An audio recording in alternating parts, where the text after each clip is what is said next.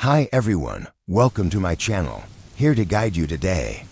Many of you use these videos to relax or drift off to sleep, so before we begin, please like and subscribe to the channel. By the way, where are you watching from, and what time is it? Now, settle in, get comfy, and let's begin. Village and Belle's story. My knuckles ache from gripping the steering wheel too hard, and the rental car's headlights barely pierce the suffocating darkness around me. The road beneath has devolved from asphalt to cracked gravel. My GPS lost signal nearly an hour ago, and there's no sign of streetlights or familiar landmarks. Just a lonely stretch of night, the occasional silhouette of leaning wooden fences on either side, and my own shallow breaths. The fences seem to press in, their angles tilted as though trying to whisper secrets through the windows.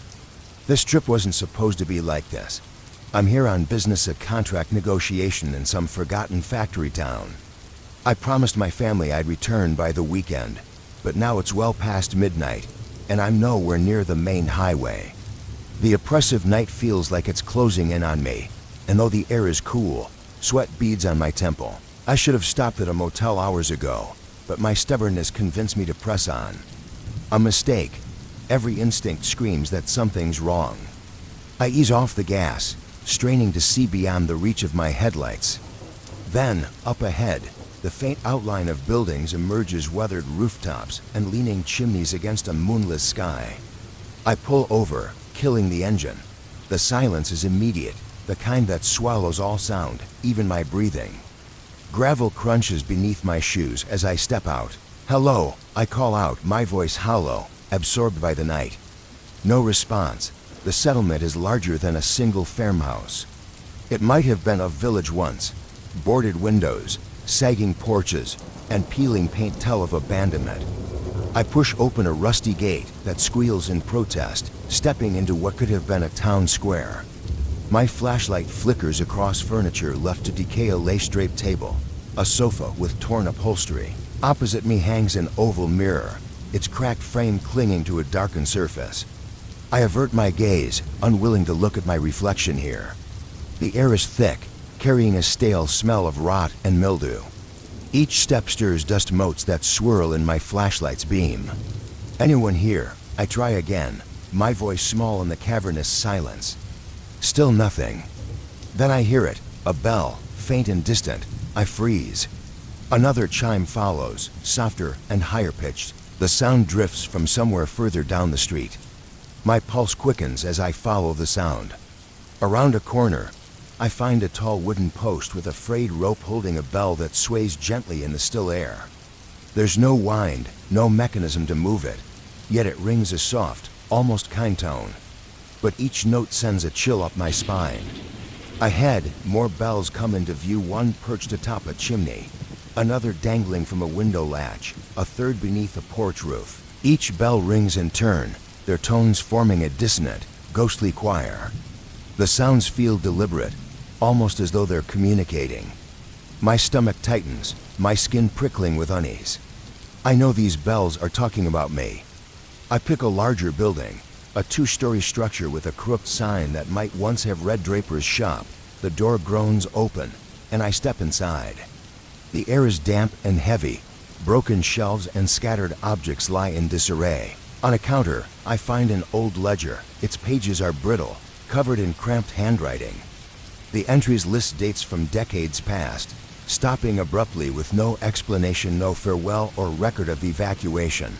Just blank pages, after a final scribble.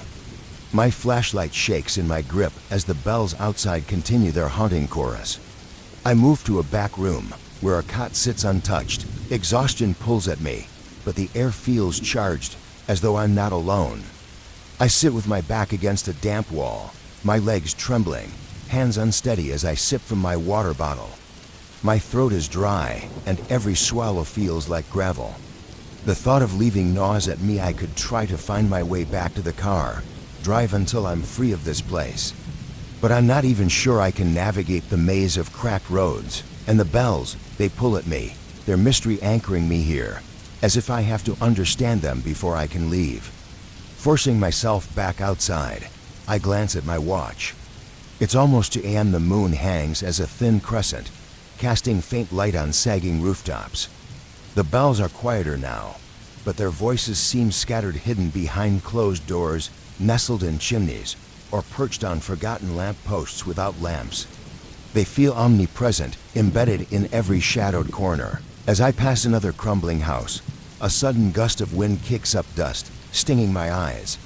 I rub them, coughing, and when my vision clears, I notice a tall standing mirror through a half-open door. Its heavy wooden frame is carved with twisting vines, far more intricate than the first mirror I saw. Something about it draws me in. I step inside, my flashlight jittering over dusty furniture.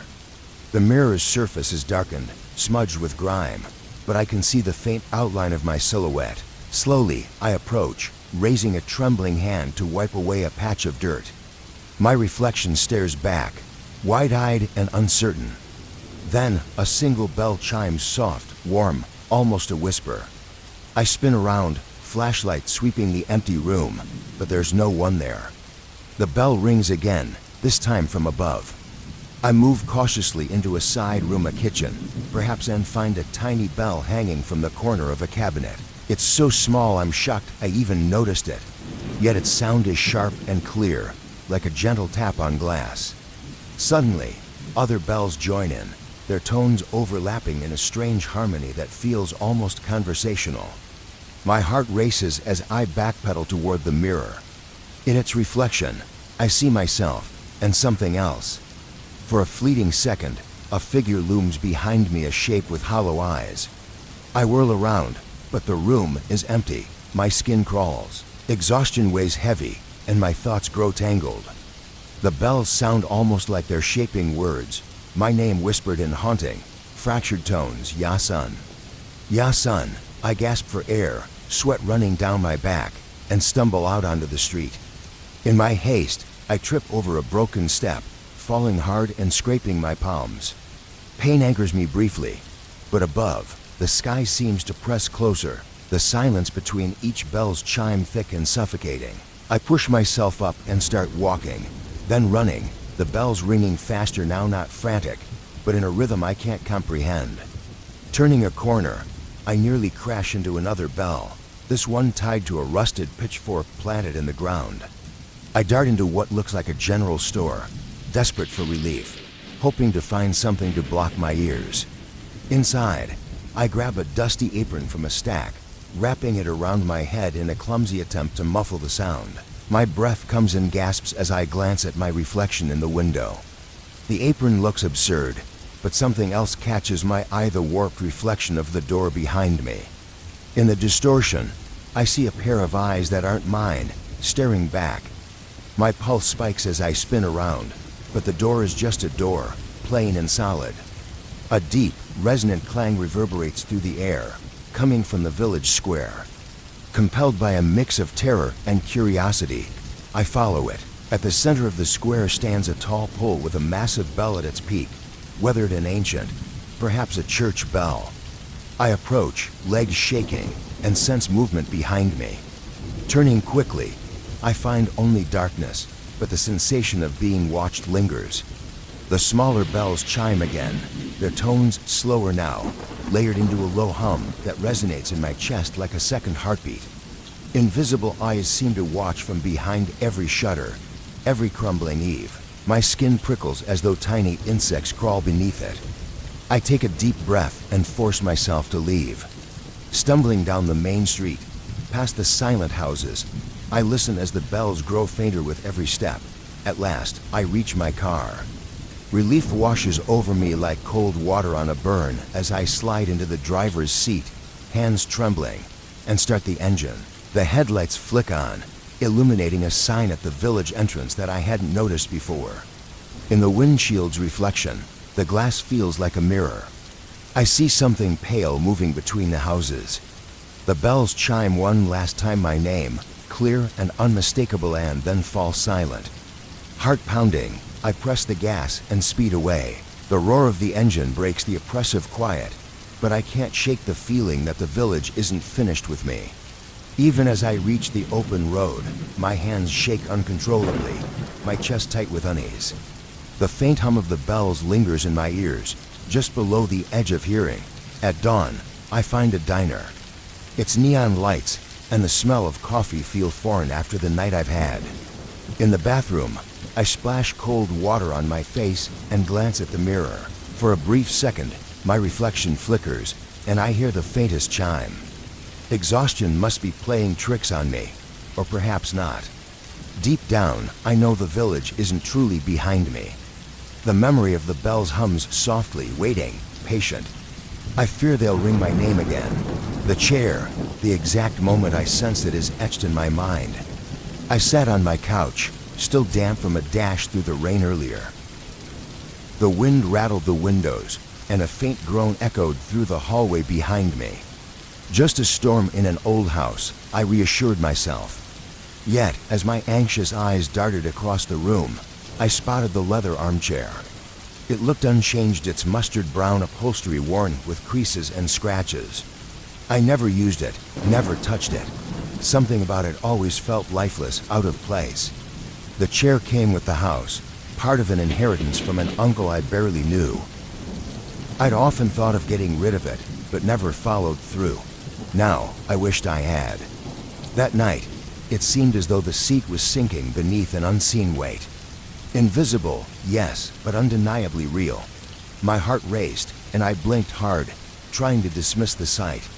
Perhaps it was the storm casting strange shadows or the flickering lamp playing tricks on me, but no, the stiff leather cushion was undeniably dipping, as though supporting a heavy body. I tried to ignore it, turning back to the TV and pretending to focus on a late-night rerun. Yet I couldn't shake the sensation of being watched, though by what, I couldn't say. The hair on my neck bristled as I shifted on the couch, the rough fabric brushing my arms.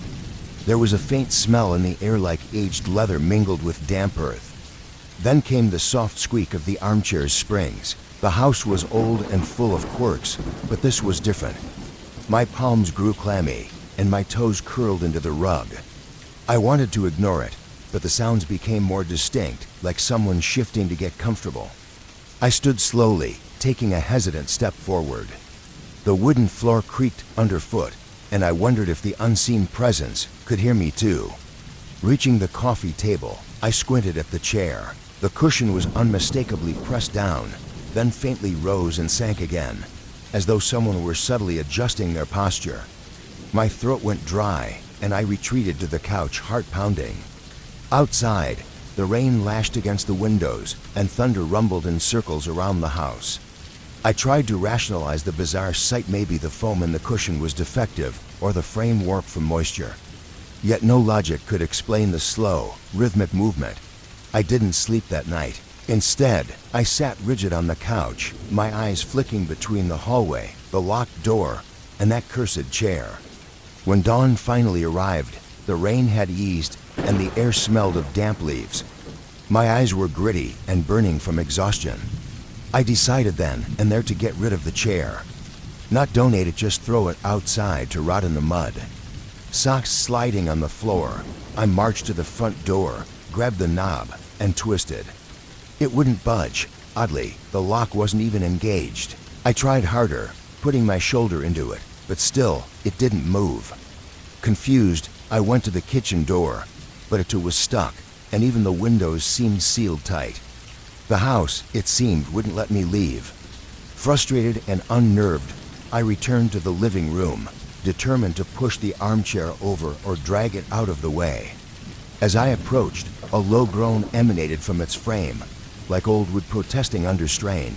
Then I saw the backrest shift, subtle folds in the leather adjusting, as though someone were settling into it. A cold sensation, like icy fingers, brushed my shoulder. I spun around, but nothing was there, just the stale air and the thudding of my heart. I paced the room, arms crossed tight over my chest, my jaw clenched so hard it ached. Weak morning light filtered through the rain-slick windows, bathing the room in a sickly yellow hue. That's when I noticed a faint discoloration on the floor near the chair's feet. Kneeling, I touched the wood. It was unnaturally cold, and my fingers came away oily. Disgust and dread knotted in my stomach. I needed answers. I rummaged through boxes of my uncle's old papers in the storage closet. searching for a clue. Amidst the clutter of receipts and letters, I found a photograph of the living room from decades ago. The same armchair sat in the same spot. A man with a stern face occupied the seat, his features blurred by the passage of time. On the back of the photo, in my uncle's spidery handwriting, were the words, "Don't move it, ever." A shiver ran down my spine. From the hallway, I stared at the chair. It sat motionless yet somehow oppressive, the leather gleaming faintly in the dim light. The house creaked as if mocking me. My uncle's warning echoed in my head. Did he know about this? Was that why he left the house to me? My fists tightened as my heart pounded, the smell in the room growing stronger like aged leather mixed with something sour. By midday, exhaustion overtook me. I tried to rest on the couch, but every time I settled, that cold, unseen presence loomed behind me. At one point, I could have sworn something brushed my hair aside light and deliberate, like a dead hand grazing my scalp. I jumped, banging my knee on the coffee table, cursing through the pain. The chair stayed silent, its cushion molded around an invisible form. Tears welled up from a mix of fear and pain. Desperate, I grabbed a sheet from the linen drawer and approached the chair. The floor was ice cold beneath my bare feet as I tossed the sheet over it. But the fabric snagged midair, catching on something unseen, as if over a shoulder. A stifled cry escaped my throat. I forced the sheet down, and it draped unevenly over the chair. For a fleeting moment, I saw it a vague, bulky human outline beneath the cloth.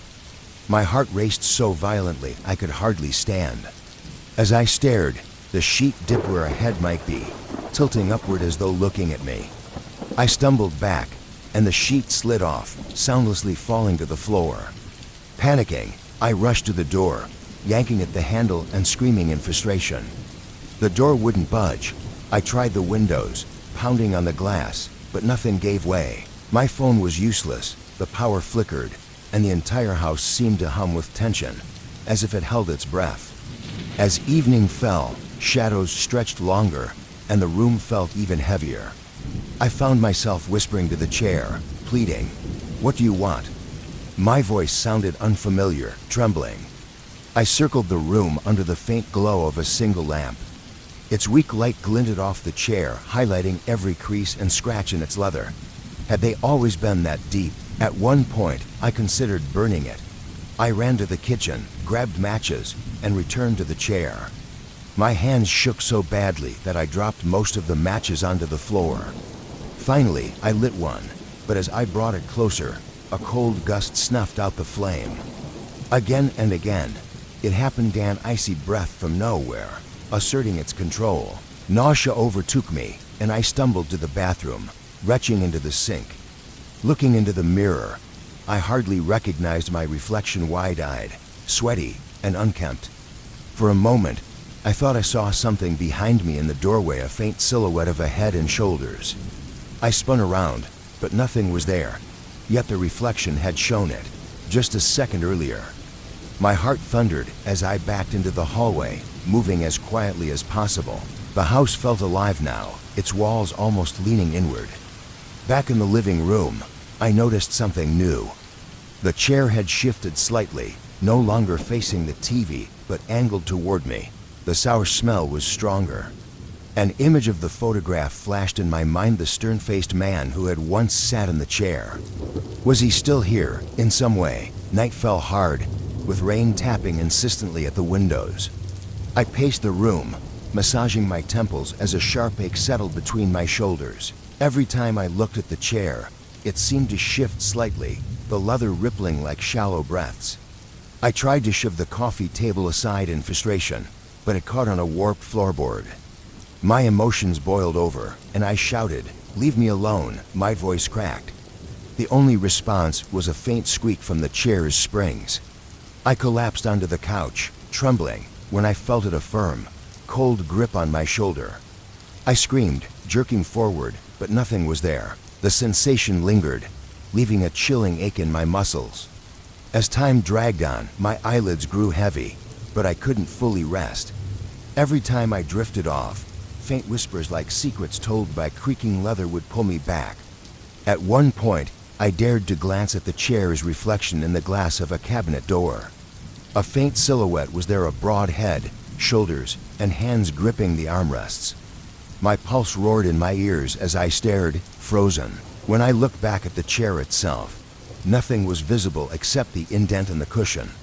My thoughts spiraled as desperation clawed at me. I tried to break a window with a dining chair, but the glass wouldn't shatter. It was as solid as stone. When I turned back, the armchair had shifted again, now facing me squarely. It dominated the room, its presence inescapable. I felt trapped, watched, and judged. Tears welled in my eyes as I dropped to the floor, unable to fight any longer. The storm outside raged, while inside, I waged a silent, losing battle against something I couldn't name. In the final hours of that torturous night, I slumped against the wall, my body shaking with silent sobs. Exhaustion took hold, and I raised my head one last time to look at the glass cabinet. For a fleeting moment, the silhouette in the reflection was clearer than ever, a broad figure leaning forward, studying me with dark, unrelenting curiosity. I blinked, and the silhouette vanished, leaving the reflection of an empty room. Yet the chair's real cushion still bore weight, as though mocking me by showing what should be while I endured the reality. Dawn's pale light crept through the windows. My lips were dry, my throat raw. I tried the front door once more, and this time, it opened easily without resistance. Outside, the world seemed normal: wet grass, distant trees, and a dull gray sky. I stumbled into the muddy yard. Looking back, the chair still sat framed in the doorway. I could swear it moved slightly, but I turned away, heart racing, and slammed the door shut. I never returned to that house. I left the property for good, driving away as soon as the car started. Days later, I found myself flinching at every small noise, glancing over my shoulder as though expecting someone or something was following me. Store windows reflected shadows that seemed to linger just behind me. My skin never stopped feeling cold, as if touched by unseen fingers. Even now, writing this from a cramped motel room, I catch glimpses of faint shapes and reflective surfaces. The memory of that armchair weighs heavily on me, the invisible occupant, the cold pressure on my shoulder, and the soft creak of leather. Though I left the house, I doubt I left it empty. Something remains, clinging to me, waiting for a moment to remind me. And every time I see my reflection, I fear I might see it standing there once more. The cabinet story. It began around midnight. A faint rustling, like old paper shuffling in a sealed library, broke the stillness. Lying awake in my room, I stared at the faint outline of the wooden cabinet I'd inherited. The cabinet was tall and imposing, carved from dark wood with intricate, stern designs. It had belonged to my great-uncle, at least. That's what the lawyer had said. I'd never met the man. He passed without any direct heirs, and through some convoluted chain of forgotten family ties, the property ended up with me. Along with it came the cabinet. I moved in about a week ago, but the place still reeked of varnish and stale carpets. The bedroom was small and perpetually cold, with a dampness that clung to my clothes and skin. I hadn't slept well since arriving. Every night, I'd wake to some unshakable feeling that I wasn't alone. I woke each night, heart racing, aware of something wrong, something watching me. At first, I blamed my nerves. This house was my only option after losing my apartment. I had no money and no alternatives. Fixing it up and selling it later was the plan, but the longer I stayed, the more oppressive it felt. The cabinet's doors creaked randomly, even when untouched. Inside, its drawers were filled with old photographs, formal portraits of stern-looking people in dark, outdated clothing. Their gazes were cold and direct, with no children among them. I didn't recognize their faces. They weren't family, at least not anyone from the few albums I had seen. Maybe they were friends or subjects of my great-uncle, who was supposedly a historian. The lawyer didn't offer much detail, and I never cared to ask more. But by my second night, the whispers began. I woke to the sound of shuffling pages, soft and insistent. Voices followed, urgent, unintelligible murmurs. My heart thudded as I flicked on the lamp and stared at the cabinet. The doors were shut, the drawers closed. When I gathered the courage to check, everything seemed in place except for one photograph. It had shifted to the front, a woman in a high-collared dress, her sharp eyes seemingly filled with disapproval. Nervous laughter bubbled out of me.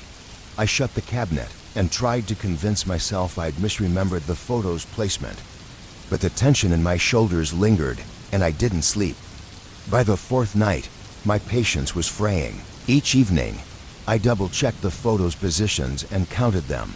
11 in total, 10 men and 1 woman, all dressed in clothing from the late 19th or early 20th century. None smiled, none broke eye contact with the camera. Their expressions seemed defiant, as though they refused to be understood. That night, the whispers came again, pulling me from sleep. Furious, I yanked open the cabinet drawer. The top photo had changed. The man with the mustache looked subtly different. His posture shifted, his narrowed eyes fixed on me.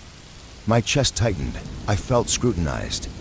Desperate, I grabbed the photograph and stormed to the kitchen, flicking on every light.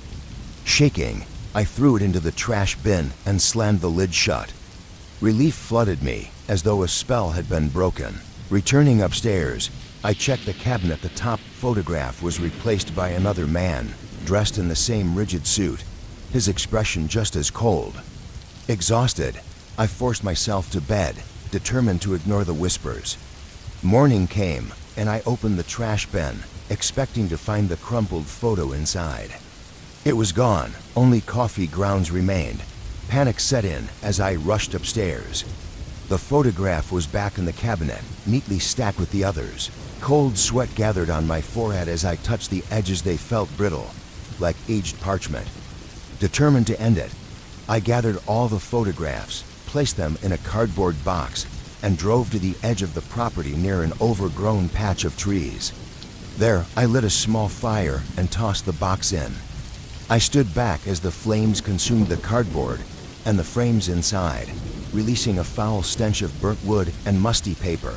My eyes stung from the smoke, but I stayed until nothing remained but ash and charred scraps. Feeling satisfied, I returned to the house. As I entered the bedroom, nausea rolled through me. The cabinet drawer was slightly open, and the photographs were backstacked neatly inside. Worse, the faces had changed. These weren't strangers anymore. Their bone structures, their eyes, their expressions, they all resembled older versions of me. The woman's sharp features mirrored my own, distorted and dressed in old-fashioned attire. Each set of eyes glared at me, filled with betrayal. I doubled over, my pulse roaring in my ears. This couldn't be real. The nights that followed blurred together, half sleep, constant fear, and restless awakenings. The sounds of pages flipping became louder, clearer. The whispers grew sharper, and now I could almost make out words. They beckoned, half-formed thoughts tugging at the edges of my mind. Come closer, must come closer. I lay drenched in sweat, gripping my sheets, struggling to breathe quietly as if any noise might betray me. My hands shook each time I reached for the cabinet. I tried locking its doors and barricading it with a chair, but nothing worked. By dawn, the photographs always rearranged themselves into a new order. Each face looked more like mine. One even had my exact eyes, complete with the small scar above my left eyebrow. I tried calling for help, but the cell service was too weak, and the landline in the house was dead. Leaving wasn't an option. I had no money and no place to go. This house was supposed to be my last refuge. Still, a sick sense of curiosity rooted me here. I needed to understand what was happening. Late one afternoon, I worked up the nerve to inspect the cabinet thoroughly. Behind the main drawer, I found a small hidden compartment. Inside was a folded piece of parchment, its ink faded and cramped handwriting nearly illegible. I could make out fragments, inheritance, binding, bloodline, and portraits that claim their own. It spoke of faces drawn closer as the cycle completes. A chill ran down my spine as I stuffed the parchment back, heart racing. This was no coincidence. This was tied to my family, and it wanted me. That night, I resolved to stay awake. Around midnight, the whispers began. "He's stubborn," one voice muttered. Another replied, quieter, "He must step inside willingly." My throat dried at the realization they thought I would climb into the cabinet. The idea was absurd, yet my pulse thundered as if my body believed it. The photographs were talking about me now. My sweat turned cold at the thought of what might happen next. Crawling out of bed, I crept toward the cabinet, each floorboard creaking ominously. I pressed my ear against the wood and felt a faint vibration within, as though dozens of voices crowded a small space. My palms slick with sweat, I pulled the drawer open slightly. It resisted at first, but then slid smoothly, revealing the photographs fanned out like playing cards. The top portrait was now an older, hardened version of my own face. Its eyes glinted with malice. I slammed the drawer shut, nearly catching my fingers. I couldn't take it anymore. Grabbing a knife, I began shredding the photos with furious determination. The brittle paper resisted, and as the blade sliced through, the whispers grew louder and more panicked. For a brief moment, I thought the eyes in the photos darted about, desperate. When I finished, the scraps littered the floor in dozens of pieces. I gathered the remnants into a pillowcase, ran to the kitchen, and stuffed them down the sink. Pouring boiling water over them, I turned the faucet on full blast until the sink overflowed. My hands trembled, but I felt a sliver of hope. This had to work. Yet when I returned upstairs, the photographs were back whole, arranged in a neat fan. They no longer depicted strangers. Every face was mine, captured from different angles, their expressions cold and judgmental. Something inside me snapped. I stumbled onto the bed, gasping for air as the wind outside rattled the windows. The next few nights passed in a haze of sleepless fear. I sat upright, staring at the cabinet and straining to hear the whispers. They spoke of me as though laying a trap. "He must lean closer," one voice said. Another added, "If we catch his reflection in the glass, ... I shivered at the word reflection. The frames of the photographs were glass. Was that how they'd pull me in? If I stared too long, would I see something that dragged me into their world? Desperate, I tried to move the cabinet. It was heavier than it looked, its wood dense and unyielding. Muscles burning, I managed to scrape it halfway into the hallway. That's when the whispers turned frantic, and the wood vibrated under my hands. I lost my grip and stumbled back, scraping my knuckles.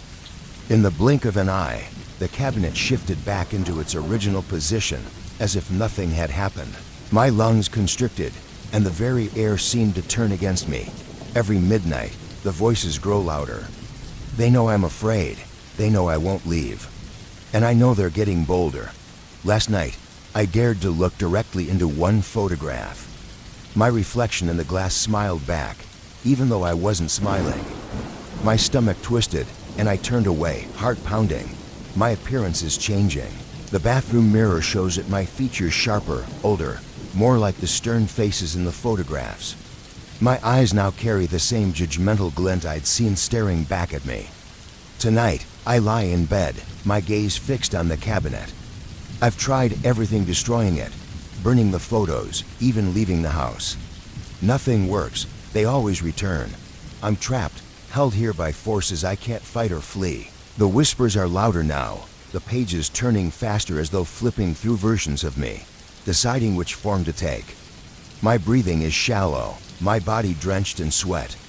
I know that as soon as I drift off, they will come for me again. I don't think they can kill me, not directly, but every night leaves me feeling emptier, less certain of what's real. At dawn, I touch my face, and it feels wrong, unfamiliar.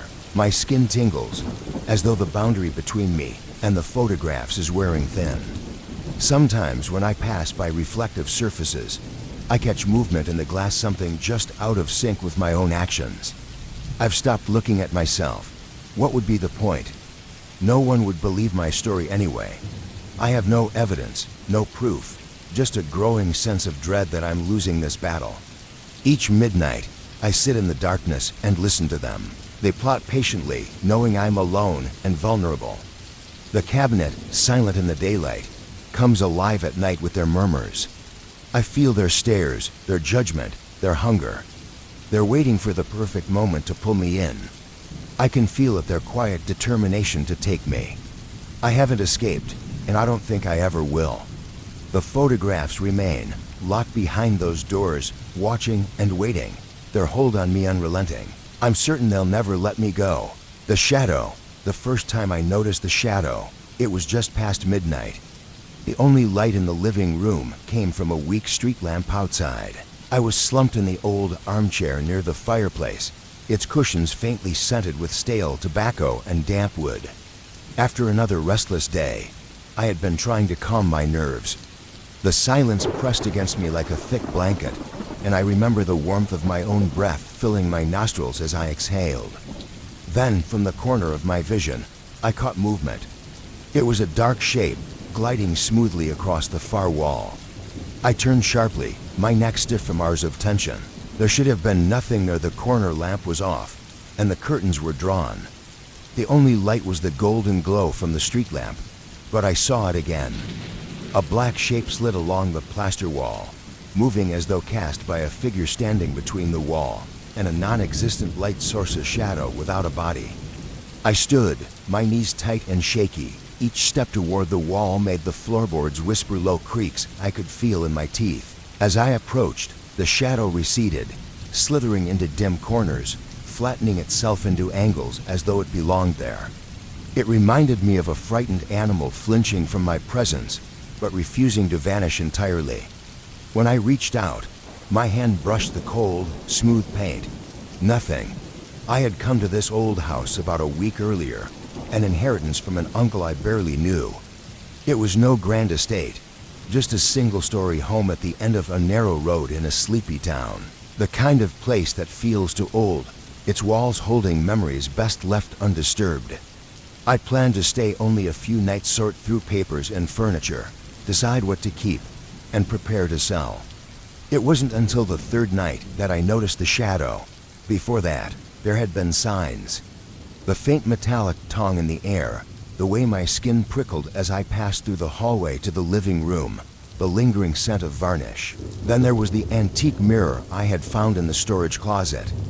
Oval-shaped with a chipped frame and a faintly cloudy swirl at its center, the glass made my reflection look off, as if it refused to show my face properly.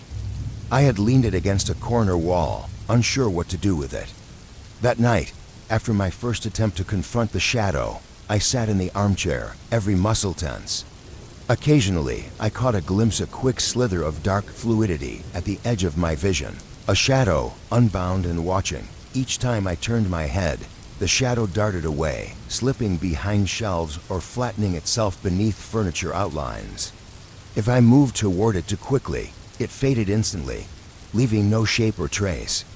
When I tried shining my flashlight directly at it, the beam cut through empty space, no form, no silhouette.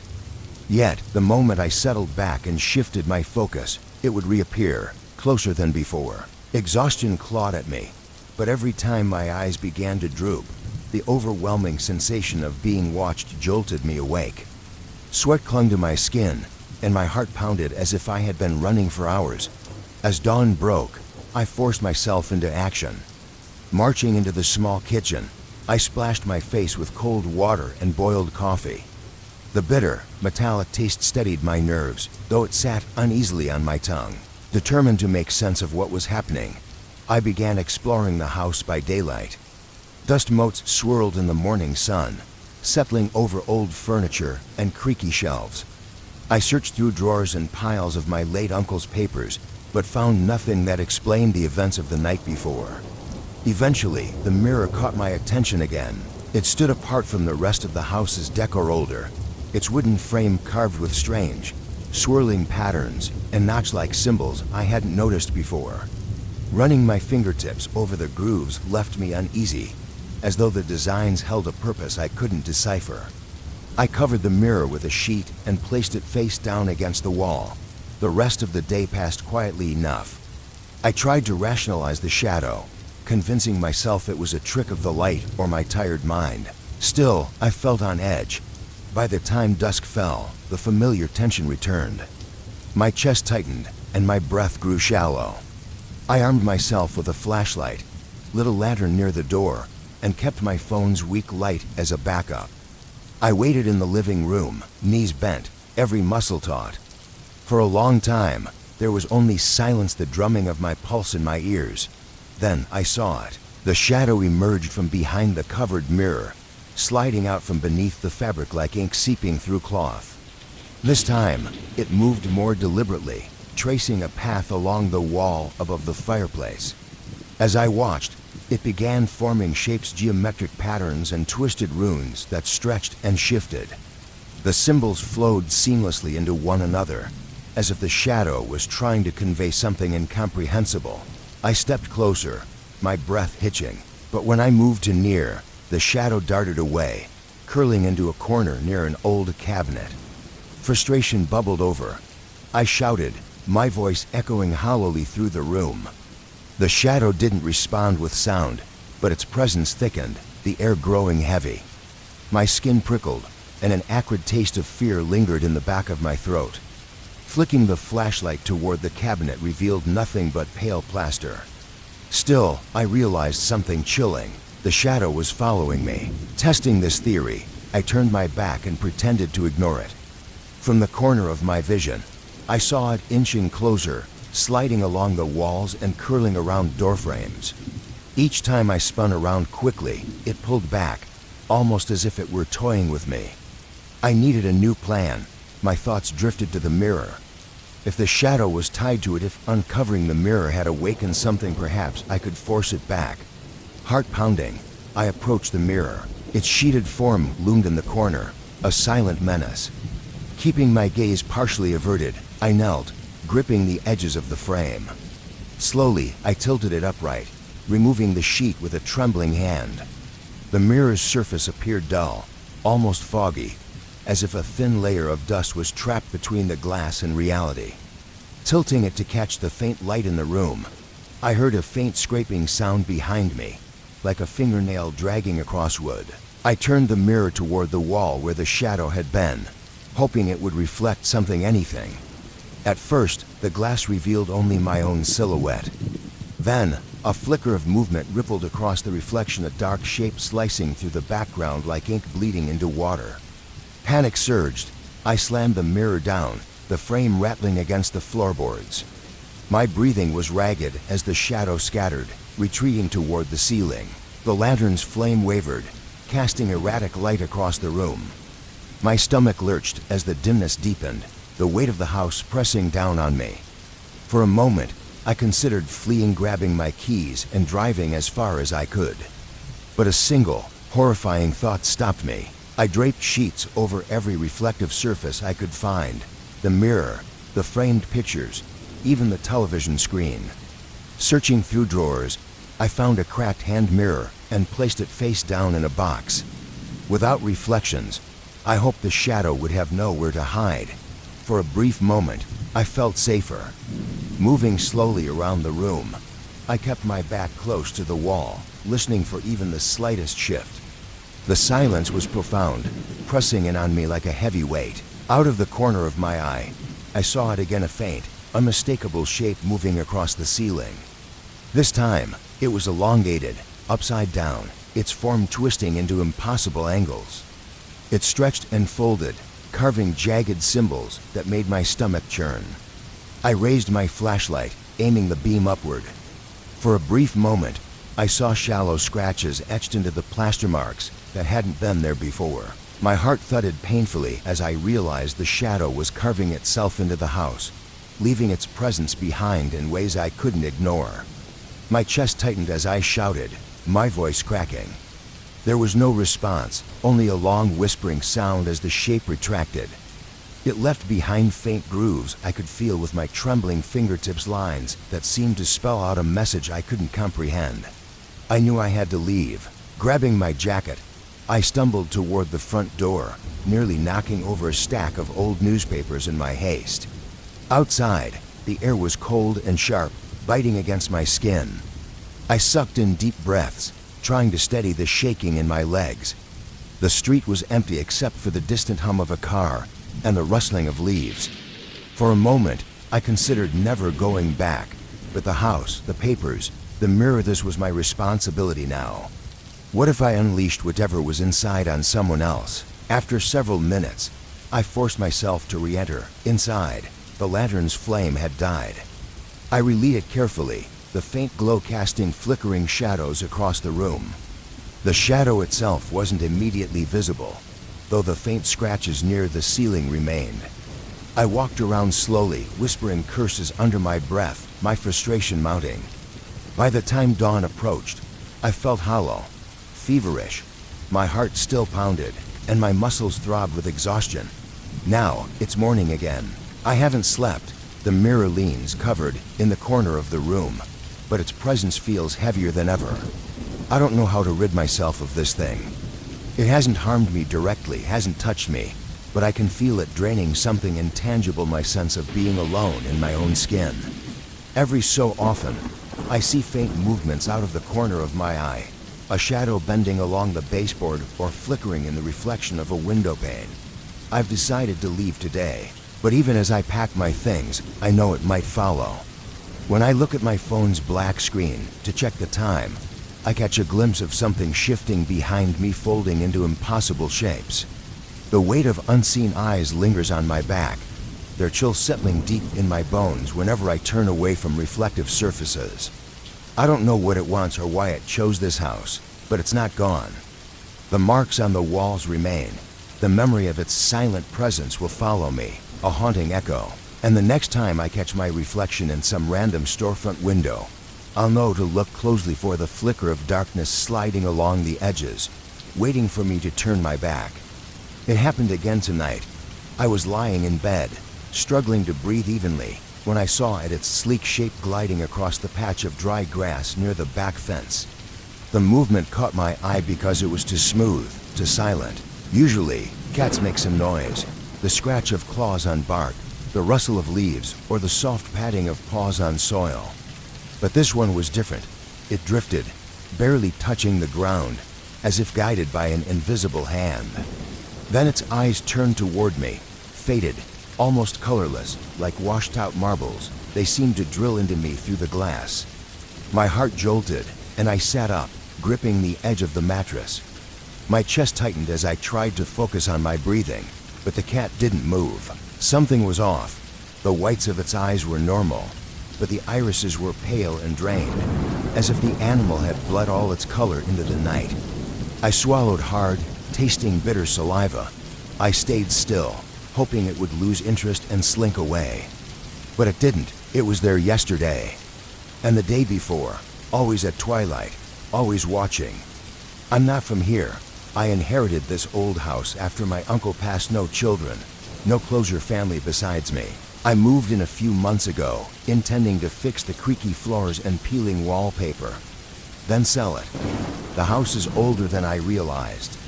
Every step I take brings a moan of protest from the wood, and every brass doorknob clings to my fingers with an unpleasant chill. I thought I could handle it, but since that cat appeared, the house feels different. It no longer feels entirely mine.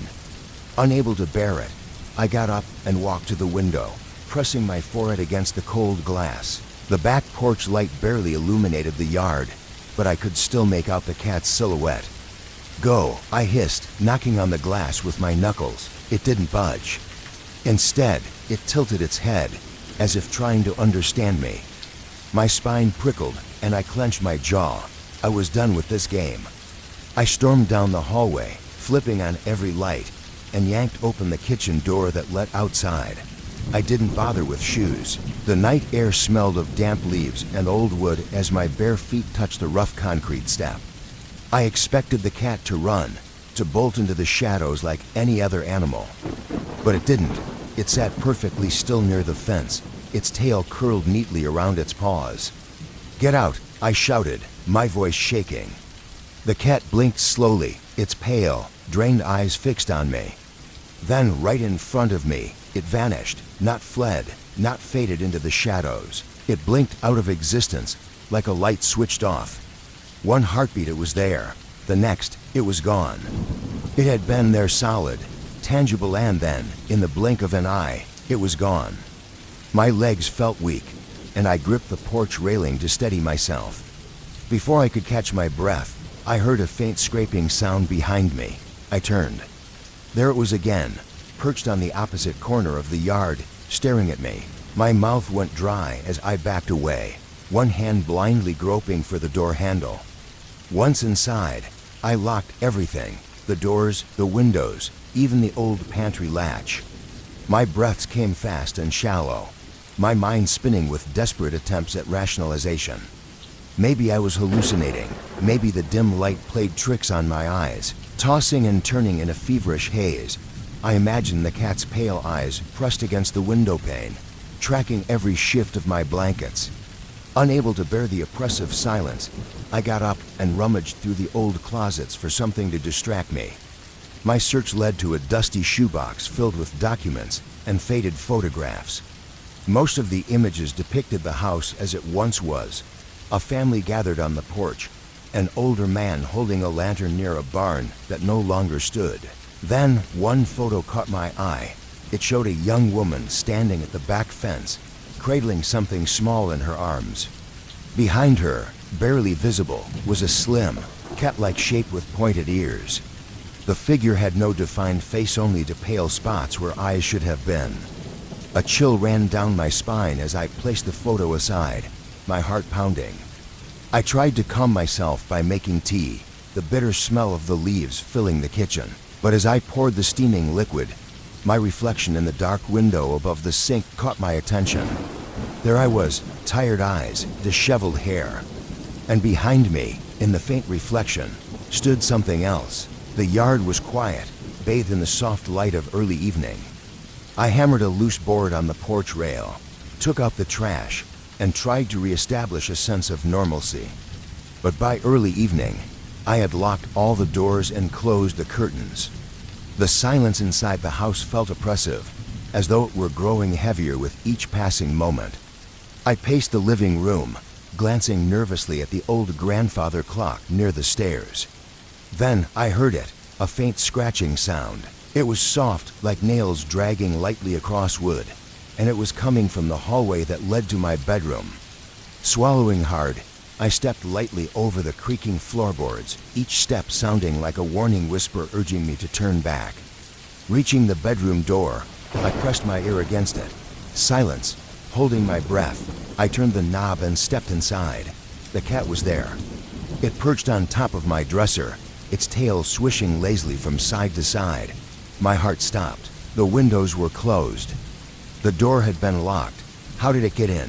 The air felt thick, pressing in on me as though the room itself were shrinking. My head pounded, my vision blurred, and the acrid smell of my own sweat filled my nose. I stumbled out of the room, slamming the door behind me. Taking deep, shaky breaths, I realized I couldn't ignore this anymore. I had to know what this thing was. If I didn't understand it, I feared I'd lose my mind. Hours of searching the house finally led me to a small wooden box hidden beneath a loose floorboard in the study. Inside, I found yellowed, flaking notes and another photograph. This image showed a man my great-grandfather, I think holding an ornate mirror. The frame was carved with twisting shapes that resembled curled tails and pointed ears. On the back of the photo was a single word, Sentinel. Finally, I noticed something odd about the attic door.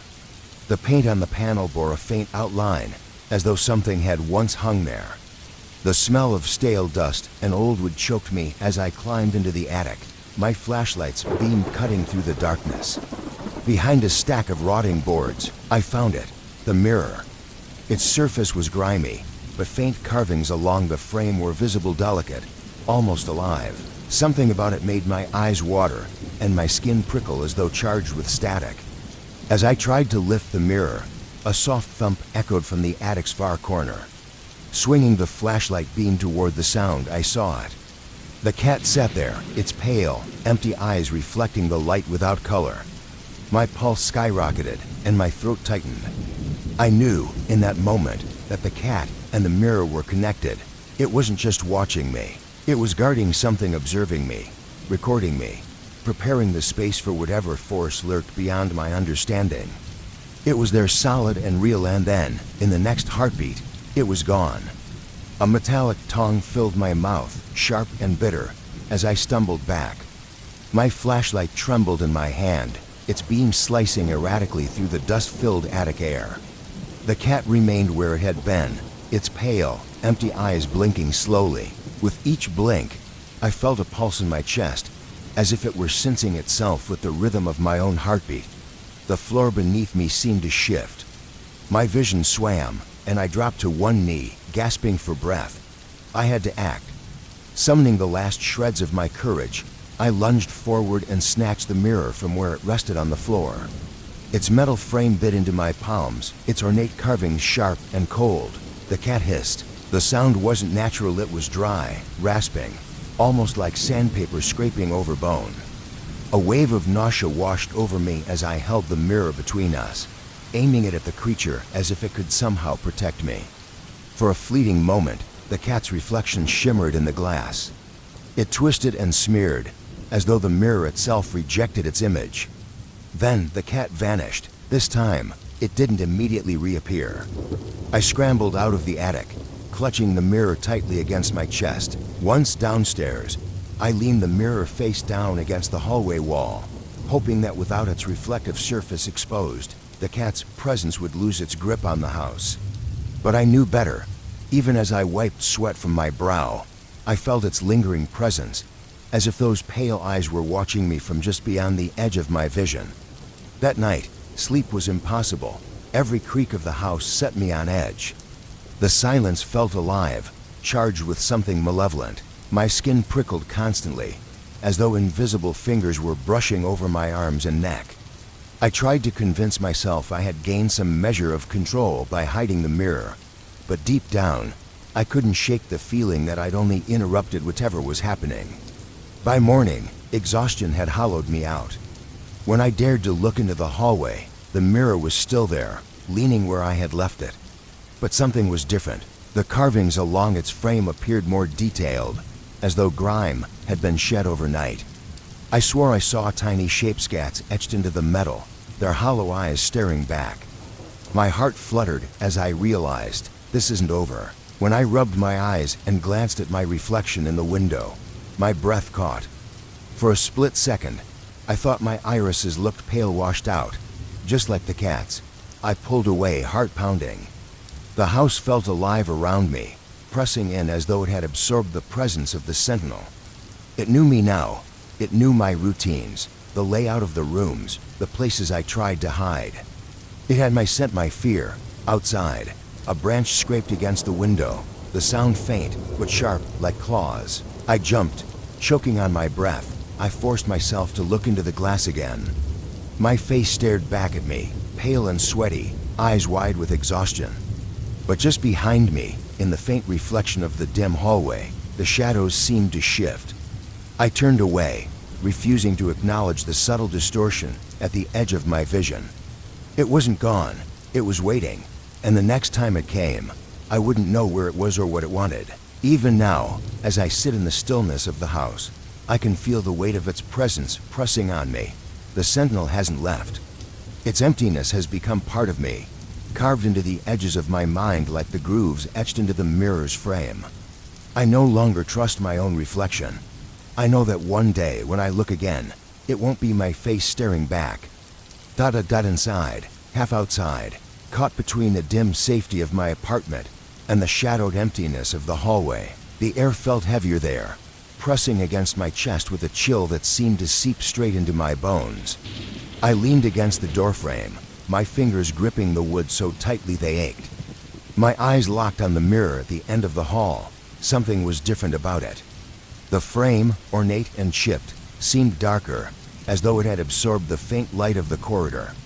The reflection inside appeared warped, off. The corridor in the mirror didn't match the one before me. The walls were at strange angles, the shadows stretched unnaturally long, and then I saw it. A faint figure moving in the glass, just barely visible in the dark, shifting blur that wasn't in the real hallway. My heart raced. I took a shaky step backward, retreating into the apartment. But then I stopped. A strange sensation, like invisible hands pressing on my back, seemed to push me forward, urging me to leave the safety of my space and step further into the hall. The reflection in the mirror began to ripple, the dark figure becoming clearer, a form hunched and indistinct, as though made of smoke or shadow.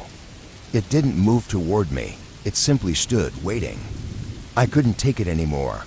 I slammed the door shut, twisting the lock so hard my wrist ached. The knocking didn't resume, nor did the scraping or rattling.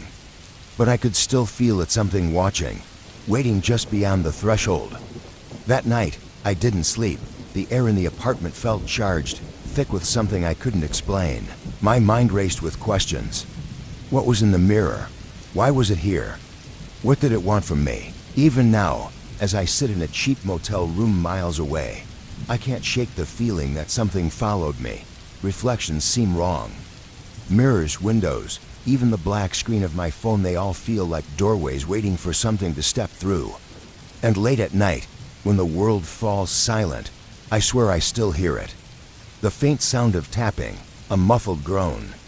The gentle creak of a door slowly opening on its own. And I wonder if it's waiting for me to look back just one more time. The figures in the painting seem to lean forward, almost imperceptibly, as if watching me. Their blurred, featureless faces create a weight in my chest, a silent pressure that seems to demand my attention. I can't help but step closer, drawn by a compulsion I can't explain. My reflection flickers faintly in the glass that protects the canvas, but something about it feels off. The lighting in the gallery is stark, yet the area around this painting feels dim, as though the figures are somehow absorbing the light, pulling it into their hollow presence. I step back, trying to shake the feeling that I'm being observed. The air feels heavy now, and that faint scent I noticed earlier, sweet and cloying, grows stronger. I glance over my shoulder at the empty corridor behind me, but the sensation of being watched doesn't fade. I move further down the hallway. Another painting catches my eye. This one is smaller, almost intimate in size, but its subject matter is no less unnerving. It depicts a single chair in the middle of a dark room, illuminated by an unseen light source. The shadows on the walls are jagged, almost claw-like, and the longer I look, the more I feel as though the shadows are moving, shifting subtly across the canvas. I blink and step away, but I can't shake the feeling that something is pulling at my thoughts, reaching for a part of me I'd rather keep hidden. Deeper into the gallery, the air grows colder. I pass by several more paintings, each more disquieting than the last. A field of empty shoes lined up in perfect rows. A staircase that seems to twist into itself. A woman's silhouette at a window, her hands pressed against the glass, but her face obscured by a fog that refuses to clear. I want to leave, but my legs carry me forward, deeper into the labyrinth of corridors. Finally, I reach the end of the gallery, where a single painting hangs in isolation. The painting itself is abstract black streaks slashing across a pale gray background, but the longer I look, the more I begin to see shapes in the chaos. Figures, a face. My stomach tightens, and I stumble backward, nearly knocking over a pedestal behind me. I glance around the gallery, suddenly aware of how quiet it's become. The faint hum of air conditioning has disappeared, and even the sound of my own breathing feels muffled. The paintings around me seem closer, their frames subtly angled toward where I stand, like an audience waiting for me to act. I turn to leave, but the corridor stretches out longer than I remember. The walls feel narrower, the light dimmer. I quicken my pace, my footsteps echoing unnaturally loud in the confined space. When I finally reach the exit, I glance back over my shoulder one last time. The painting at the end of the gallery, the one with the slashing black streaks, has changed. The shapes are no longer abstract. They form a shadowy figure, its featureless face tilted in my direction. Watching, waiting. The sight of the emergency exit sign sends a wave of relief through me, but it's dulled by the thick, sugary smell that clings to the air like a heavy fog. My steps quicken, each one echoing unnaturally in the empty corridor. The eyes from the paintings seem to follow me, even those that don't have faces. I resist the urge to glance back, knowing that if I do, I might see something I'm not prepared for.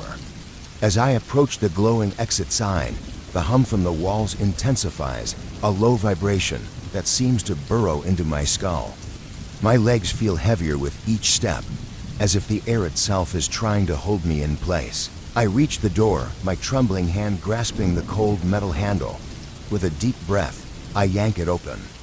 Instead of the cool night air, I'm greeted by another corridor. The walls here are darker, the light dimmer. The air is colder but still carries that cloying sweetness. My heart sinks as I realize the exit didn't lead outside, it only pulled me deeper into this labyrinth. I hesitate, but the sound of a faint rustling behind me spurs me forward. The paintings here are larger, more elaborate. Some span entire walls, their gilded frames gleaming even in the dim light.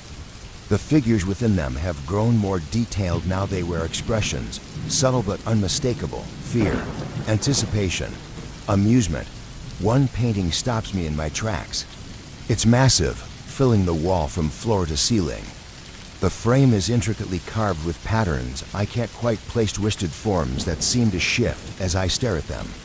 Inside the painting, I see a room that looks eerily familiar. It's the gallery, the same polished floor, the same dim lights, the same unsettling paintings hanging on the walls. In the center of the painted room stands a figure, faceless, featureless, but its posture is unmistakably human. And it's staring at me.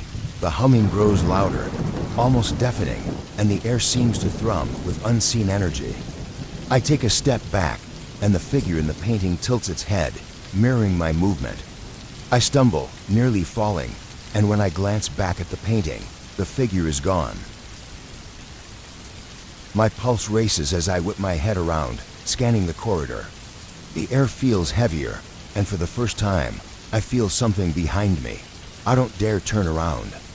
Instead, I break into a run, following the corridor as it twists and narrows. The walls seem closer now, the paintings leaning inward as if to watch me pass. At last, I see another door ahead. This one is unmarked, plain wood with no handle. I slam into it, desperate for escape. It doesn't budge. Behind me, the hum stops. The silence is worse. I turn slowly, heart pounding so hard it drowns out my thoughts. The corridor is empty, but the largest painting, the one of the gallery, is now on the wall directly behind me. The figure has returned, standing at the center of the painted room. Except now, the room in the painting isn't just the gallery, it's the corridor I'm standing in. And the figure isn't in the painting anymore. It's standing right in front of me. I don't remember screaming, but I hear it echoing as the darkness rushes in. I rush toward the door, my footsteps echoing sharply in the narrow gallery corridor. Subtlety no longer matters. The urgency of escape overrides everything else. Behind me, I sense the painting shifting, the weight of unseen eyes pressing on my back. The air feels heavier with each step, thick with that sickly sweet aroma that clings to my throat and nostrils. My breath comes in short gasps as I push forward. I refuse to look back, though I swear I hear faint rustling or the scrape of something moving across canvas. The scent grows overwhelming, making my eyes water and my stomach churn. I cough, nearly gagging, but I keep moving. My hand slams against the exit bar with all the strength I can muster.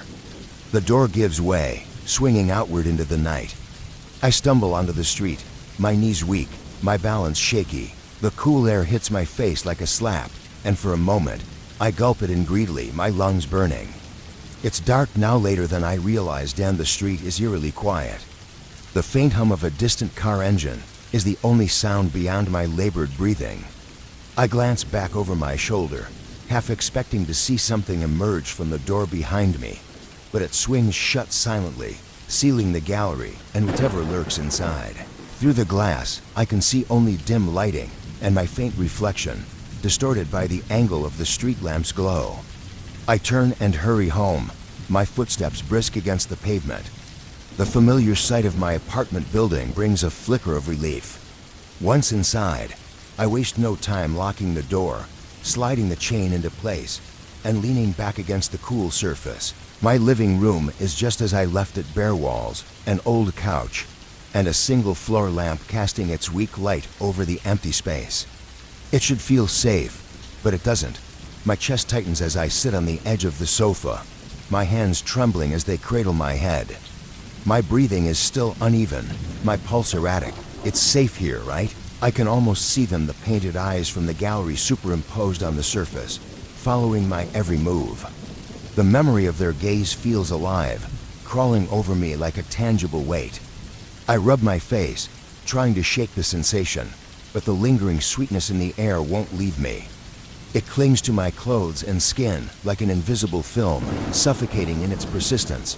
I force myself to my feet, pacing the room. The silence offers no comfort. Every small noise feels amplified, the hum of the overhead light like a static charge in the air. I move to the living room window, pressing my forehead lightly against the cool glass. The city stretches out before me, scattered lights from distant buildings glowing faintly in the dark. For a moment, the ordinary scene calms me until I notice my reflection. My face stares back, tired and drawn, my eyes shadowed with exhaustion. But just over my shoulder, faintly visible in the glass, is something else. A shape faceless, human-like lurks in the corner of my apartment. My heart seizes, and I spin around, the movement sharp and panicked. Nothing's there, just my empty living room, exactly as it should be. I try to laugh, to dismiss it as a trick of my overworked mind, but the sound dies in my throat.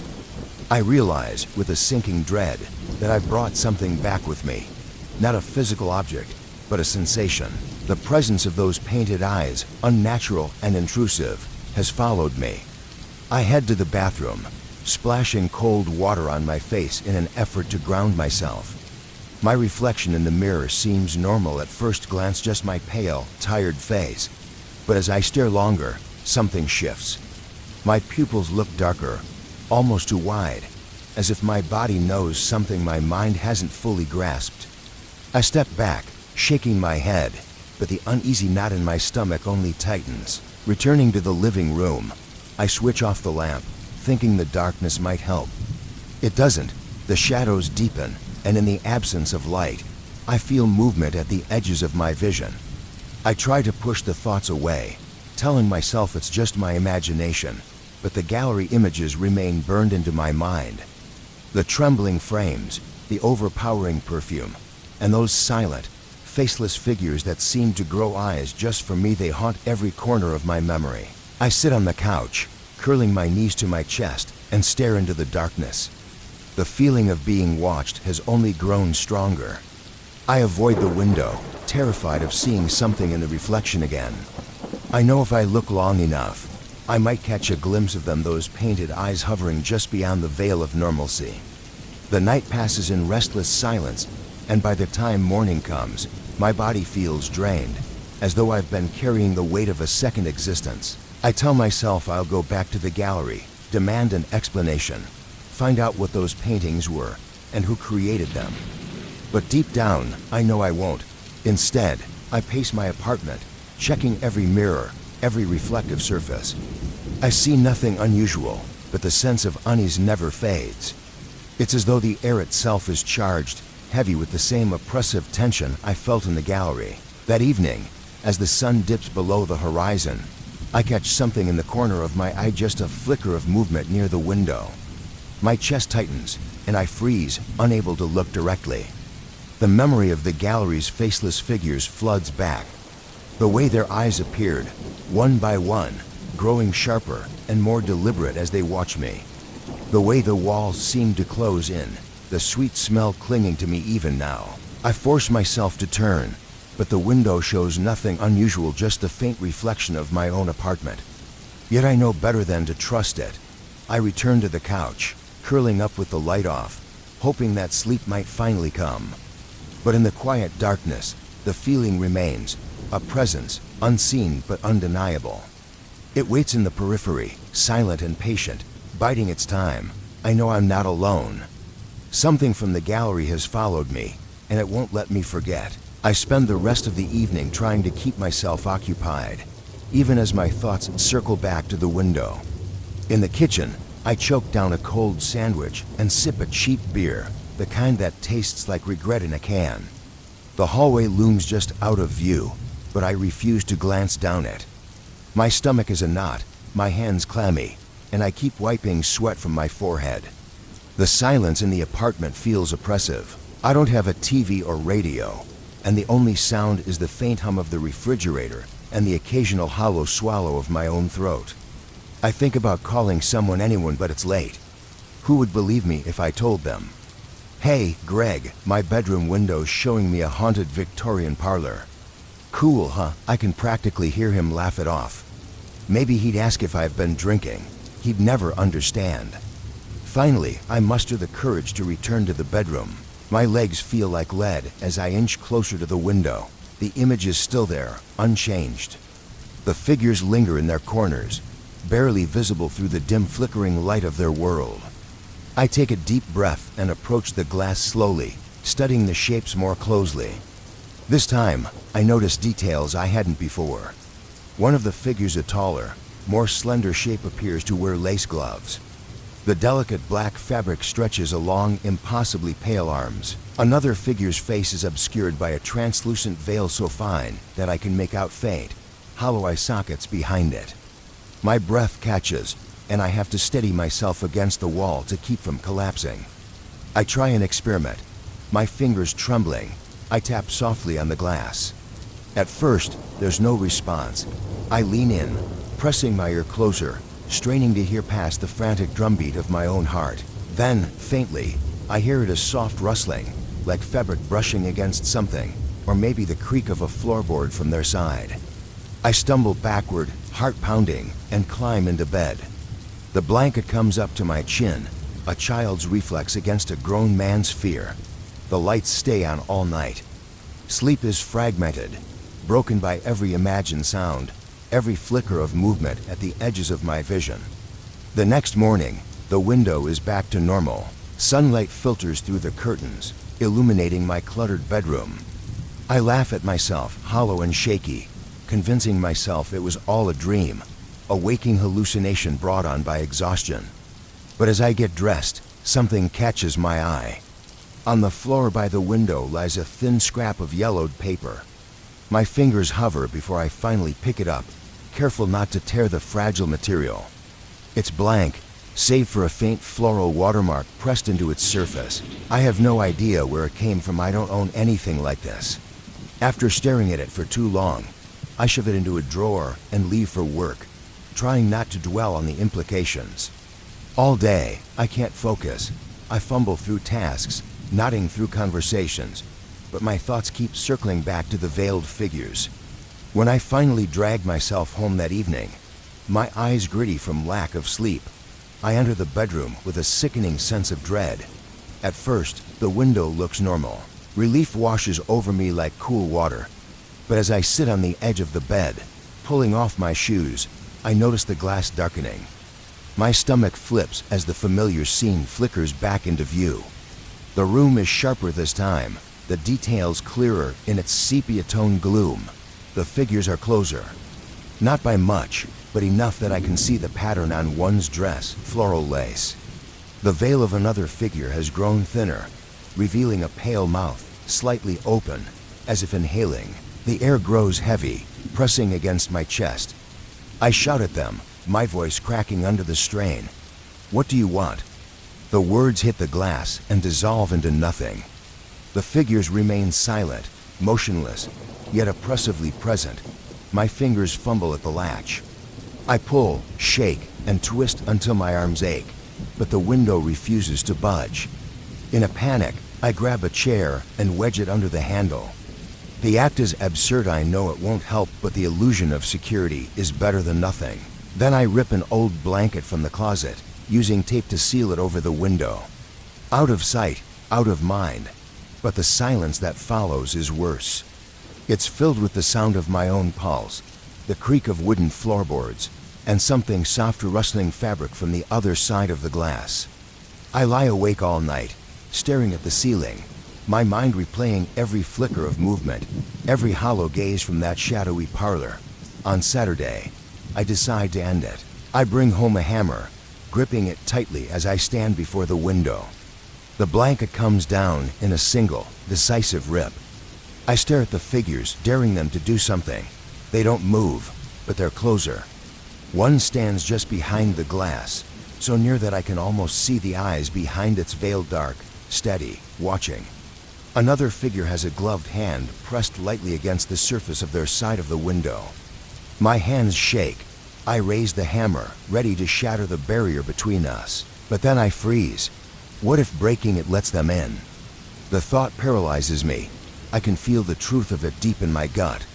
If I destroy the window, their world and mine will merge.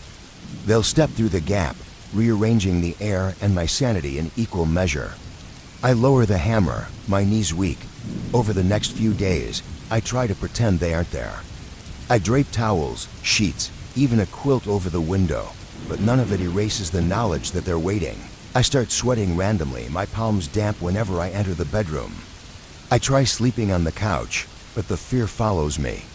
At night, I wake to phantom footsteps, the taste of metal on my tongue, and the sensation of invisible eyes pressing on my back. I leave a frantic voicemail for the landlord. No response. I vent to a co-worker, but he only shrugs and tells me to move. I consider it packing up, leaving the apartment for good, but the idea terrifies me. What if they follow? What if I can never escape them? By the fifth night, the figures are so close I can see every fold of their clothes, every ripple of their veils. One lifts a gloved hand as if to tap on the glass, but stops just short. I sit on the bed, trembling, and whisper to myself, "Don't open the window.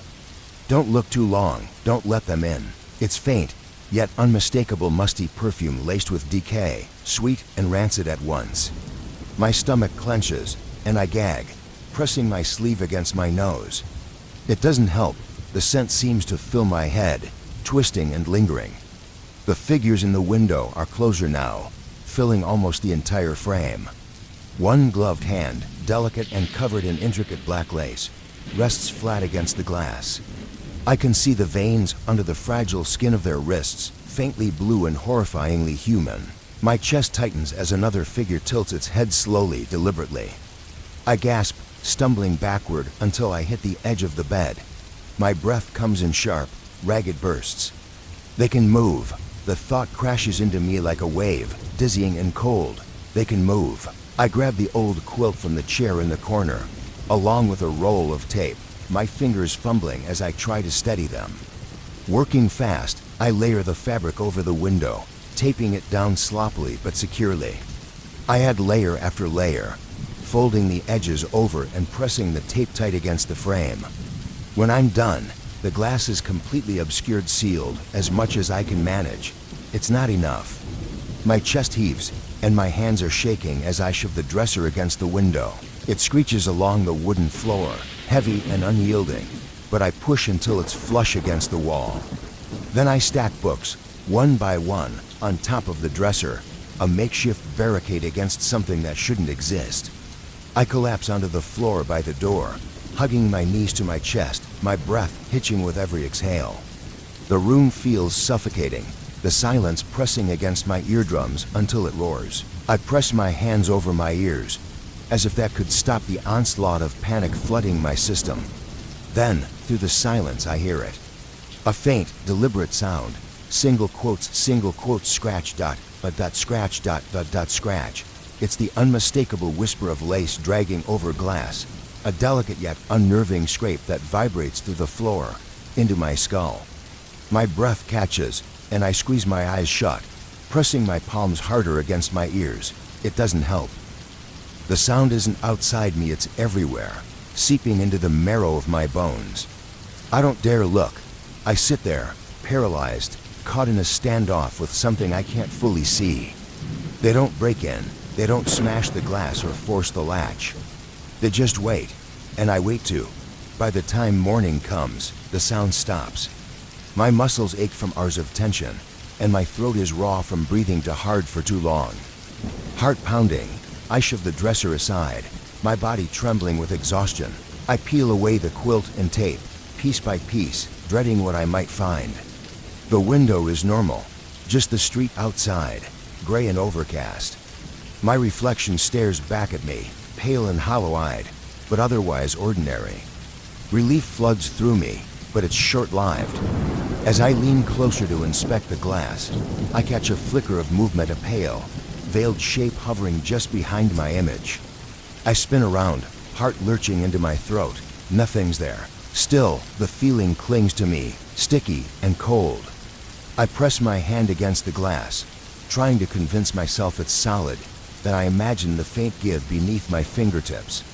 But as I touch it, the surface feels wrong soft, almost pliable, as if my hand could slip through it into someplace else.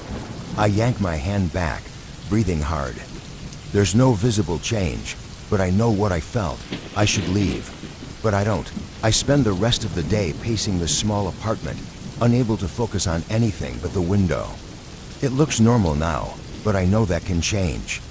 The veiled figures are burned into my mind, their silhouettes lingering even when I close my eyes.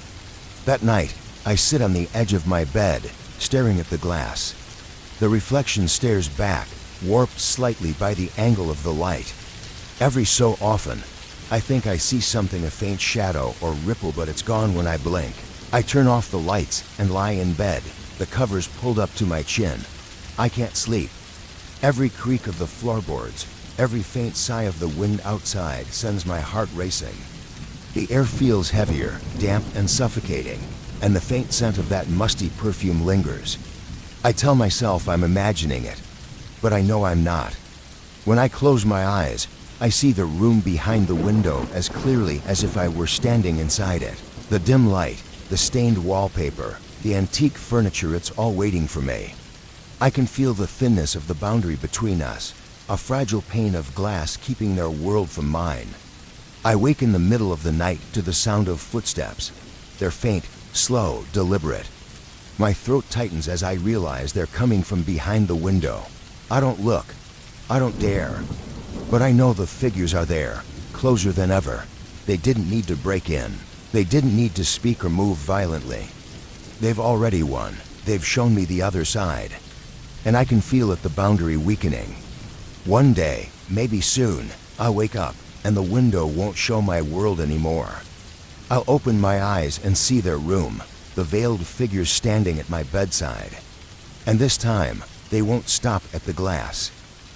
Mirror and corridor story. The first night in that old house stands vivid in my mind. My breath felt unnaturally loud against the silence. Now, as I lie awake in the attic's dim light, my mouth is dry, and the hairs on my arms prickle as though charged with static.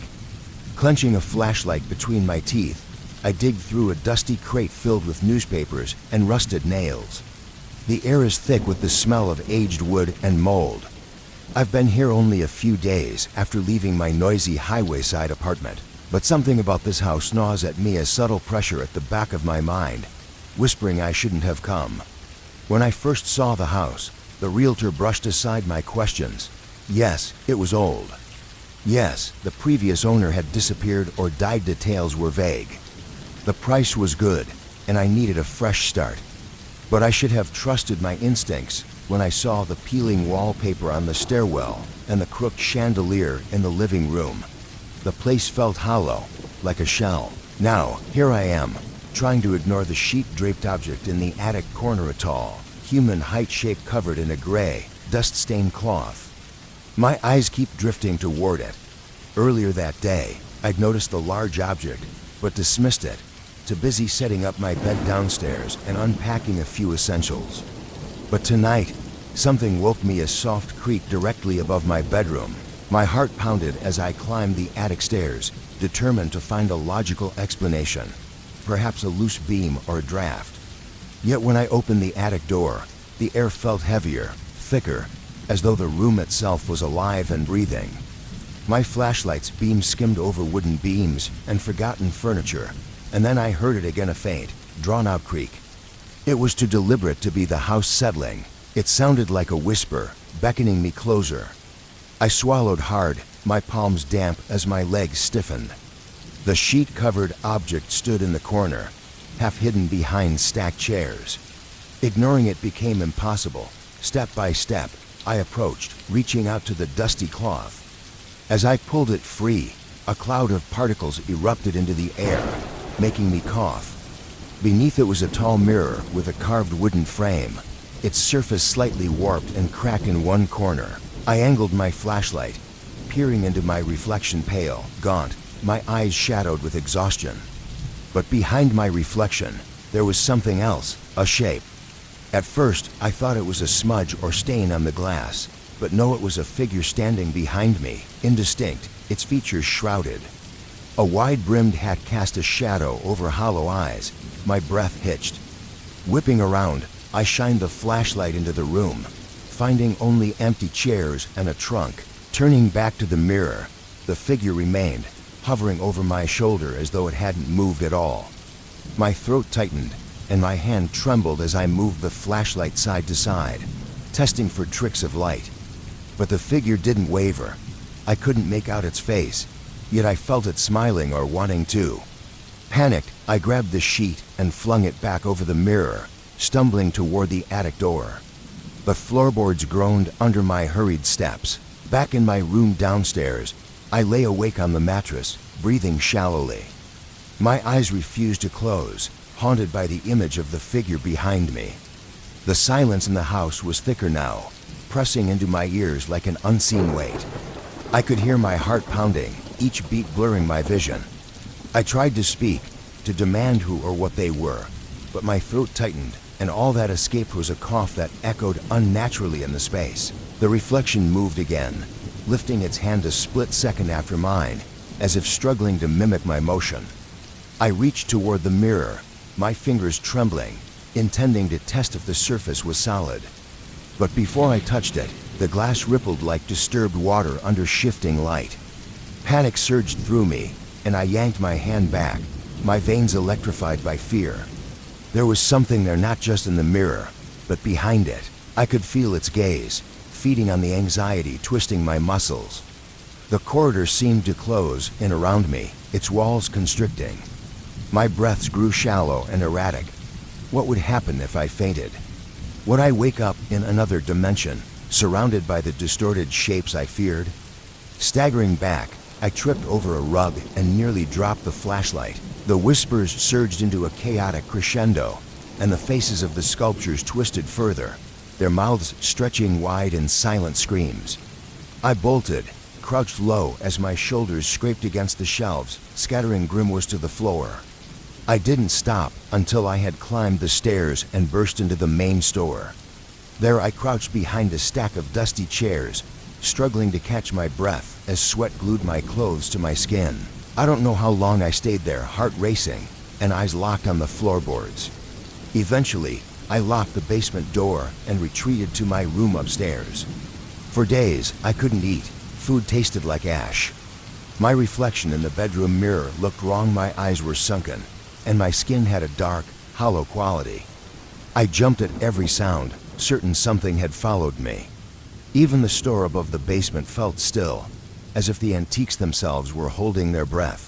Once, in a half-sleep, I thought I saw something in the corner of my mirror, a faint outline of the sculptures, shaking their heads in quiet disapproval.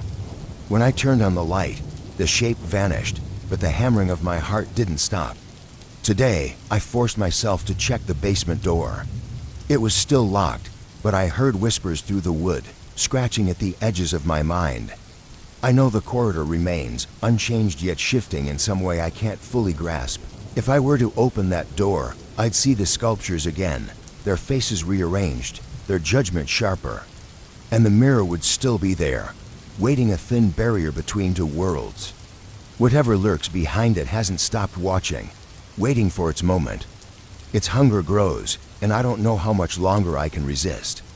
Even now, standing upstairs, I catch a faint flicker in the store's glass cabinets. My reflection is just slightly delayed, and my eyes seem darker than they should be. I can taste the gritty dust in the air, like crushed glass on my tongue. In my final glance, I see something in the glass shapes hovering just behind me. This isn't over. It's only waiting. That night stands clear in my memory, because it was the first time I felt truly trapped in my own home. Footprints. Leaning against the wall, I rubbed my tired eyes, then froze. Wet prints clung to the ceiling beams above me, as if someone had walked upside down through the dust. My heart jolted. I straightened and stared, blinking hard, hoping it was a trick of the light. But no matter how long I looked, the prints remained. They glistened faintly, their edges uneven, as if something cold and alive had left them. My neck ached as I tilted my head to see them better. I could feel my pulse hammering in my ears. This house had been in my family for decades, though I hadn't stepped inside for years, not since I left for a cramped city apartment. I'd only come back because my uncle had asked me to clear it out for sale. I never liked this house. It was too large, too quiet, its corners always shadowed with unpleasant secrets. But I never imagined I'd find anything like this. The basement, in particular, had always unnerved me. Now it felt alive. I stepped closer, my boots scraping softly against the concrete. A sharp, damp smell, like wet stone, hit my nose. The footprints were oval-shaped, almost like shoes, but with pointed toes. They radiated an unnatural chill. Trembling, I reached up and brushed my fingers against one of the darkest marks on the beam. My hand came away moist, as if dipped in icy dew. Shivering, I stumbled back, careful not to disturb the footprints further. The door to the basement was locked from the inside, and I was alone. No one could have been here, but the logic of these prints defied explanation. Scanning the basement, my eyes landed on the tall, ornate mirror leaning against the far wall. Its tarnished frame was etched with swirling patterns, its surface specked with age. I remembered it from childhood, always covered by a sheet, always shoved into some dark corner. Now it stood uncovered, reflecting the weak light of a single bulb. For a moment, I saw my own distorted reflection in the cracked glass. Then, from the corner of my vision, I caught a ripple of faint movement. I spun around, but there was nothing. The footprints remained still, but I couldn't shake the feeling that the mirror was watching. That night, sleep eluded me.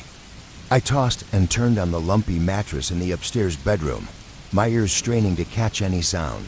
Several times, I thought I heard wet, slapping noises beneath the floorboards, but when I sat up, the house was silent. By morning, I forced myself back into the basement. The footprints had moved.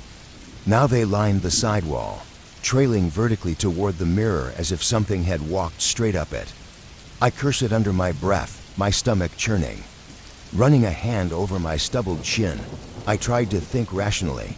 Maybe it's water, I told myself. Maybe it's seeping through cracks and drying into patterns. But why these shapes?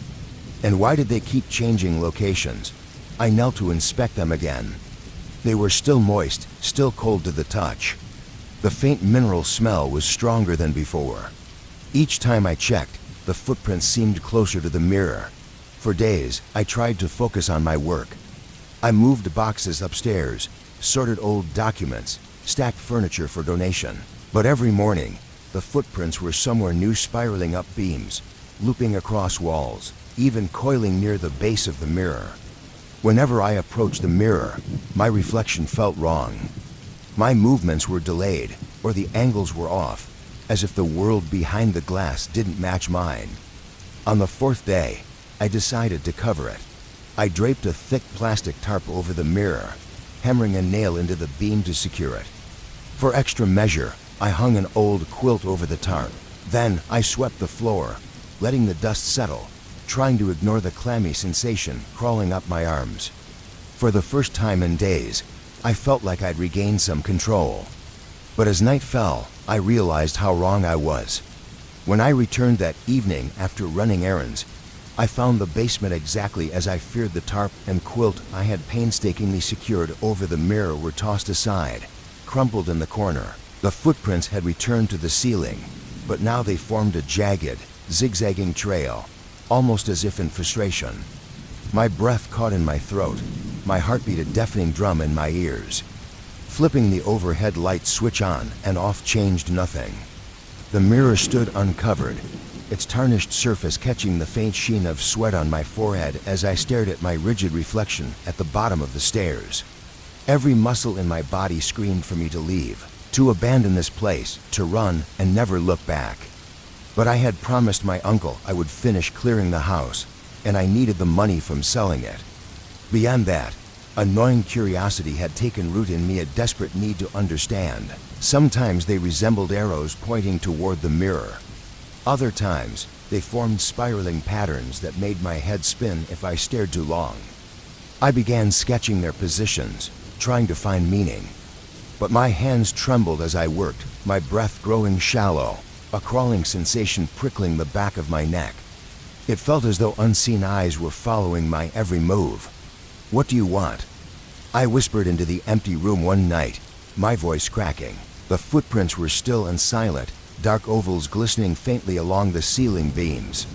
Summoning courage, I approached the mirror, heart hammering in my chest. "Is someone there?" I asked my reflection, pale and tense, staring back at me. Nothing replied. But as I turned to leave, a flicker caught my eye, a subtle distortion in the mirror, like my reflection had shifted a second too late. By the end of the week, I was unraveling. Sleep had become a distant memory. My head throbbed constantly, and my mouth carried the bitter taste of copper. Every creak of the old wooden floors made me jump, and though I tried to avoid the basement, I couldn't stop checking it. On a particularly tense afternoon, I decided to investigate the back of the mirror. Removing it from its leaning position, I discovered something taped to the wooden backing, a faded photograph. The image showed a figure standing in the basement, holding a lantern. The person's face was blurred, indistinct, but behind them, faint footprints were visible on the walls. My stomach churned. The patterns, the footprints, they weren't new. Someone else had witnessed this. The mirror had to be connected. Was it a gateway? A window into a place where gravity twisted and strange beings walked along walls and ceilings. That night, I stood in front of the mirror with a flashlight. The footprints had arranged themselves into a circle directly above me. My pulse thundered as I stared at my reflection, raising my hand slowly. My reflection mirrored the movement perfectly. But as I leaned closer, my breath fogging the cold glass, the mineral smell grew stronger. My throat tightened as I reached out and touched the surface. The glass was icy, almost unnaturally so. Pressing harder, I felt a resistance like pushing through thick, invisible jelly. Above me, the footprints began to glisten, droplets forming at their edges and dripping onto my shoulder.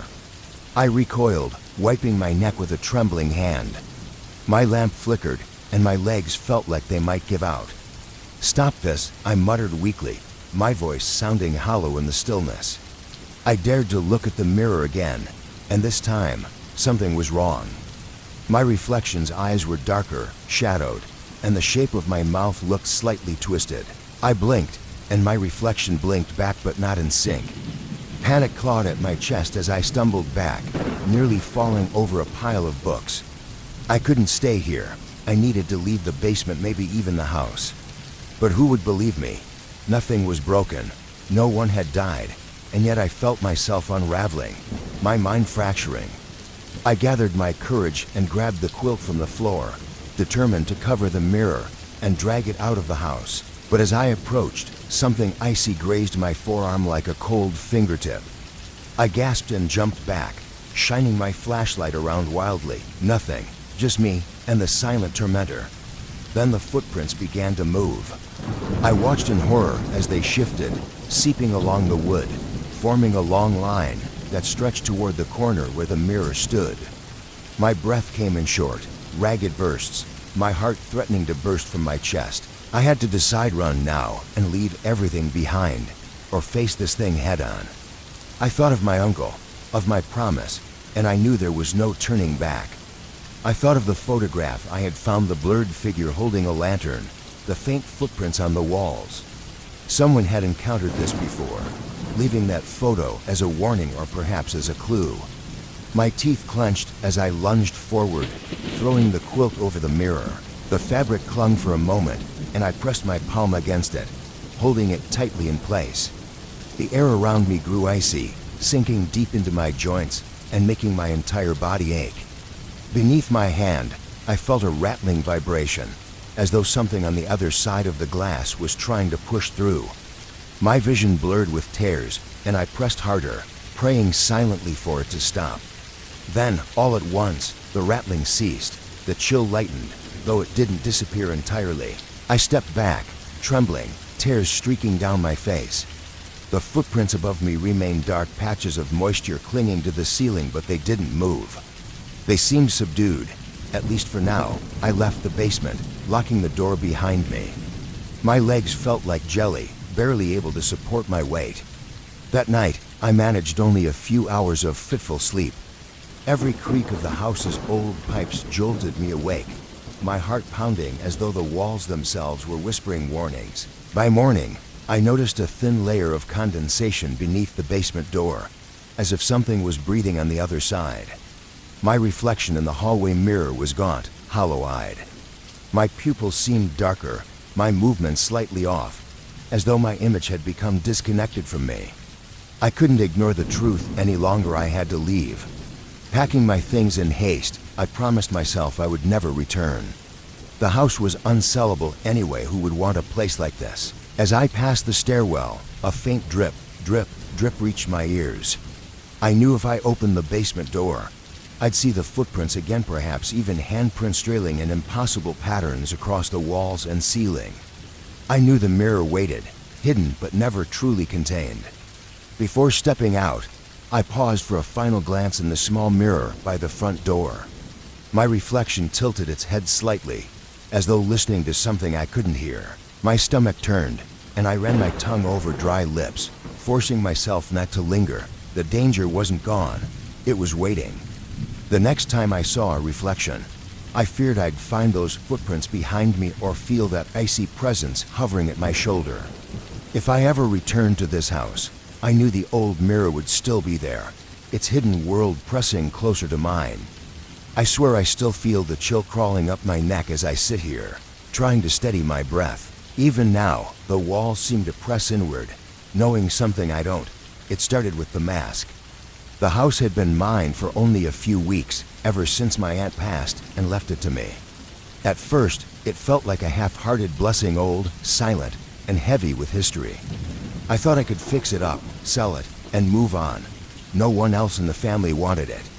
But tonight, the air feels charged, alive, as if something unseen is watching.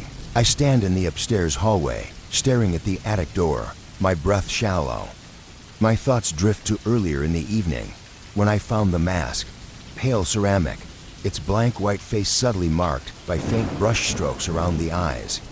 The mask was tucked away in a battered cardboard box behind an old wardrobe in the attic.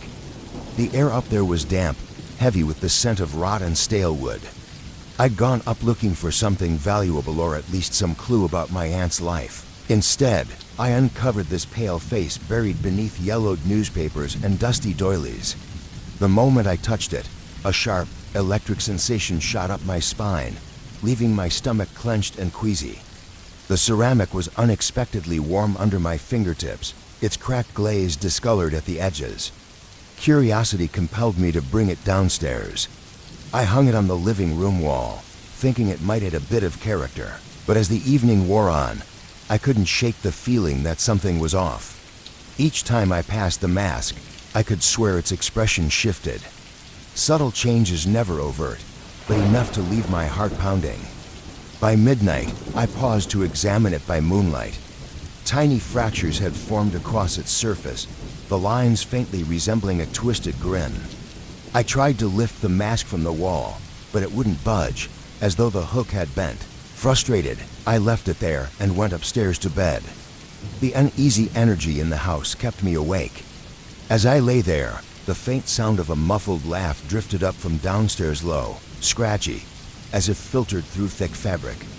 I froze, holding my breath. Was it the pipes? A branch scraping the siding? I convinced myself it was nothing, but the sensation of being watched lingered. When I finally drifted into a restless sleep, I dreamed of something unpleasant, though I couldn't remember what. I woke suddenly in the early hours, throat dry, heart hammering.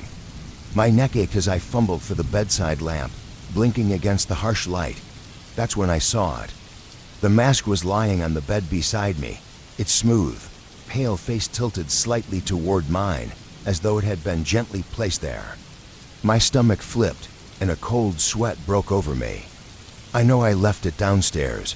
There was no one else in the house. My fingers trembled as I reached out and brushed against the cool ceramic surface once more. The moment I touched it, a pulse of unease shot through me, and I recoiled, my hand shaking.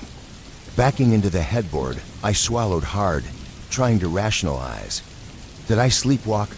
The idea made my skin prickle with sweat. I scanned the room, my eyes landing on the door. It was locked from the inside. I distinctly remembered turning the key before I went to bed. How could this have happened? Too scared to sleep, I sat upright for the rest of the night, my gaze locked on the mask where it lay face up on the floor. Its cracks seemed deeper now, forming a subtle but mocking smile. It didn't move, but I could feel it waiting, watching. By morning, sunlight streaming through the curtains gave me enough courage to pick it up again. My hand trembled as I carried it downstairs, placing it carefully on the coffee table. The living room felt unchanged. The old furniture, the musty rug, the persistent smell of damp wood. But the mask seemed alive in the pale light. Its cracks traced intricate patterns around the eye holes, delicate yet unsettling. If I stared at it long enough, I almost saw something behind its empty gaze and intelligence sizing me up. Needing answers, I rummaged through the old papers in the study. There were faded letters, receipts, and handwritten notes, but nothing about a mask. Tucked in a drawer, I found a few Polaroids of my aunt. She was smiling next to people I didn't recognize, all dressed in outdated clothing. In one photo, I spotted something hanging on the wall behind her, a shape that could have been the mask or something eerily similar. In another image, a group of people stood around an ornate wooden box, their expressions grim. The mask wasn't visible, but I sensed a connection I couldn't explain. I tried to shake off the unease. Over lunch, I chewed absent-mindedly, barely tasting the food. The mask remained on the coffee table, visible from the kitchen. It felt like an uninvited guest, silent, yet oppressive. By dusk, the tension in my chest returned.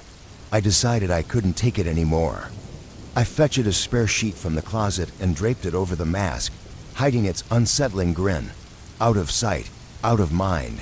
Exhausted, I climbed the stairs and tried to prepare for another restless night. As I lay in the dark, my heart thudded steadily. For a while, there was only silence. No creaks, no whispers, nothing. Just as I began to hope I might sleep, I heard it again, that muffled laugh. It was closer this time. I bolted upright, breath caught in my throat. The sound came from the other side of my bedroom door. Grabbing a flashlight, I crept into the hallway, bare feet against the cold wooden floor. The boards groaned under my weight as I descended the stairs. The living room was dim. My stomach dropped. The sheet I had draped over the mask was gone, neatly folded on the armchair. And there it was, hanging on the wall again. Its cracks had deepened further, carving a jagged, manic grin into the ceramic. I aimed the flashlight, my hand trembling so much the beam wobbled. As I watched, the mask's surface rippled just slightly, like a living thing flexing beneath its skin. I stumbled back, knocking over a side table. A vase toppled and hit the floor with a dull thud. Panicked, I tried to breathe slowly, to think clearly. Destroy it, I thought. Smash it. Burn it. But the idea filled me with dread. Some instinct warned me that breaking it wouldn't solve anything. I felt the mask's pull, its silent demand. It wanted me to wear it. The thought was absurd, but it clung to me. What would happen if I gave in? Would I lose myself behind that porcelain grin? My hands grew clammy as I reached for it. The moment my fingertips brushed its edge, I felt a pulse, a heartbeat thudding against my palm. I gagged, jerking away as nausea twisted in my stomach. The air grew colder, carrying the acrid scent of burnt dust and old paper. I fled to the kitchen, desperate for a solution. I thought about calling someone, but who would believe me? Picking up the phone, I heard only static before slamming it down in frustration. My reflection in the microwave's glass door caught my eye. My face was pale, my eyes wide with terror. Behind me, in that distorted reflection, the mask was there, peering from the hallway.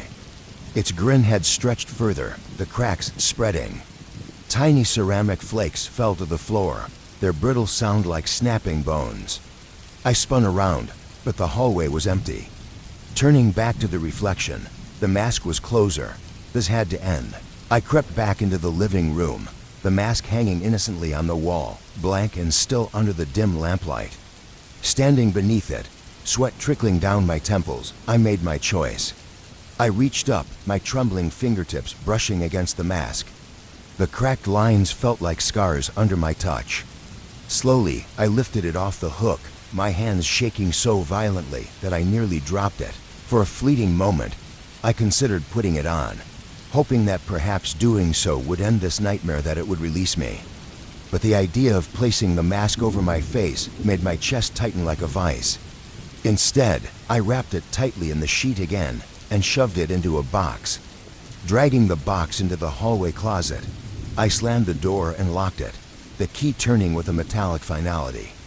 It was a poor solution, but I needed a moment to think. Back upstairs, I splashed cold water on my face, trying to calm myself. My throat was raw, and my heart refused to settle. Glancing at the bathroom mirror, I froze. My eyes looked unfamiliar darker, the skin around them taut, as if drawn by invisible wires. For a moment, I swore I saw faint cracks etched near my temples, delicate yet undeniable. I reached up, touching them, and they vanished. Just my imagination, I told myself, swallowing hard. Just stress. Returning to my bedroom, I locked the door and shoved the dresser against it for good measure. The wind picked up outside, branches scratching against the glass like brittle fingernails. I tried to ignore the memory of muffled laughter or shifting grins and collapsed onto the bed, exhaustion pulling at me. I must have dozed off briefly, but I was jolted awake by a soft scraping sound inside the room. My throat tightened. Flicking on the lamp, I scanned the room. Nothing. Then I looked down. A tiny ceramic chip lay on the floor beside my bed, its glaze glinting faintly in the light. My breath caught. How had it escaped the closet? Raising the chip with trembling fingers, I stared at it, cold dread pooling in my stomach. My eyes flicked toward the bedroom window, and in the faint reflection, I saw it. A grin. It wasn't my own. The corners of my mouth were stretched unnaturally upward in the glass, even though I wasn't smiling. I tried to straighten my expression, but my cheeks twitched as if pulled by invisible strings. The chip slipped from my hand, landing with a soft click on the wooden floor. I can't fully explain what's happening. Even now, as I sit here trapped in these old rooms, I know the mask isn't done with me. It whispers without sound, waiting just beyond the door. Tomorrow, I might leave if I find the courage, but as the air thickens and my heart pounds against my ribcage, I can feel the mask pressing closer. It's drawn to the fragile barriers of my identity, ready to consume me. If I'm not careful, I'll wear it. And if I do, I may never see my own face again. The bells of the forgotten village. I still remember the chill that ran through me. It was late afternoon, and I had spent the entire day alone in the cramped basement, trying to turn the old storage space into a workshop. The flickering overhead bulb cast uneven light as I stripped away rotten panels and scraped layers of peeling paint. Sweat trickled down my face. My hands were caked with dust, and my clothes carried the heavy odor of damp earth and mold. In a corner beneath a protruding beam, I noticed a narrow crack running through the old concrete wall. At first, it seemed harmless, just a slender fault in the rough surface, but when I ran my fingers over it, a sudden, impossibly cold breeze hit me sharp, like air escaping a freezer. The hairs on my arms stood on end. Curious and uneasy, I leaned closer, pressing my ear to the concrete. That's when I heard a muffled, low voice murmuring my name. I jerked back, heart racing. The voice was deliberate, drawing out each syllable as if savoring them. I turned off my tools and listened, trying to convince myself it was nothing. The only other sounds were the soft hum of the furnace and faint traffic through the small basement window. But the voice came again, softer now, as if retreating into the wall, whispering secrets only I would know, details about my past, moments I hadn't shared with anyone. Sweat trickled down my neck, and I felt my mouth go dry. I rationalized that it must be a trick of the acoustics or old pipes carrying echoes from elsewhere in the house. This place had always felt odd since I inherited it from my reclusive aunt. who I barely knew. The basement had a history, rumored to have been a shelter, but I never cared to investigate further. The voice didn't stop. It hinted at things to come, future events, like an approaching storm or an unexpected midnight visitor. Sometimes, it mimicked my voice so perfectly that I couldn't tell if the words were coming from my own mind. Terrified, I fled upstairs, gulping down water in the kitchen as I tried to calm my racing heart. Determined to end this, I decided to seal the crack. Armed with filler and tools, I returned to the basement, but the atmosphere had changed. The air was stifling, and the space felt unnervingly tight. Kneeling by the crack, I shone my flashlight inside and caught a faint glimmer of sheen deep within the fissure that resembled polished metal or wet stone. I pressed filler into the gap, determined to lock away whatever lay behind it. Instantly, the voice rose in protest, louder now, mocking me in my own tone, repeating my private thoughts and self-doubts. My hands trembled as a sudden icy gust blew through the crack, cutting through my shirt and leaving me gasping. Panicked, I abandoned the task, leaving the job unfinished. That night, I dreamed of faceless figures moving silently through my hallway. Their smooth, egg-like heads were featureless, and they hovered near my bed, reaching out with long, jointless fingers. I woke up in a cold sweat, unable to shake the oppressive feeling that the crack and the voice within it held something far more sinister than I could comprehend. I woke up drenched in sweat, my chest tight, and the clock read 3 a.m. I could still feel phantom fingertips brushing against my skin. Unable to sleep, I paced the living room until dawn, thoughts of the voice from the crack consuming me. The house's oppressive silence weighed on me, and I realized I hadn't felt at ease since starting work in the basement. The next day, I tried another approach. I dragged an old shelf to block the crack, hoping out of sight meant out of mind. But as soon as it was covered, I felt a heavy pressure at the base of my skull. The voice returned, muffled yet relentless, revealing unsettling details about people I once knew and moments I regretted. It also foretold eerie events, tools rusting, a burst pipe upstairs, and a letter bearing bad news. Its tone was steady and unnervingly confident. I tried to distract myself with chores, repairing stairs, checking the fuse box, clearing cobwebs, but the voice seeped into my thoughts. Sometimes it was so subtle, I mistook it for my own internal monologue. Other times it sang my name mockingly, echoing through my mind. While cleaning, I stumbled upon an old ledger. Inside were shaky notes from my late aunt about a sealed door in the basement wall, left by the previous owner. One cryptic line chilled me. "It's not trying to kill, it's trying to become."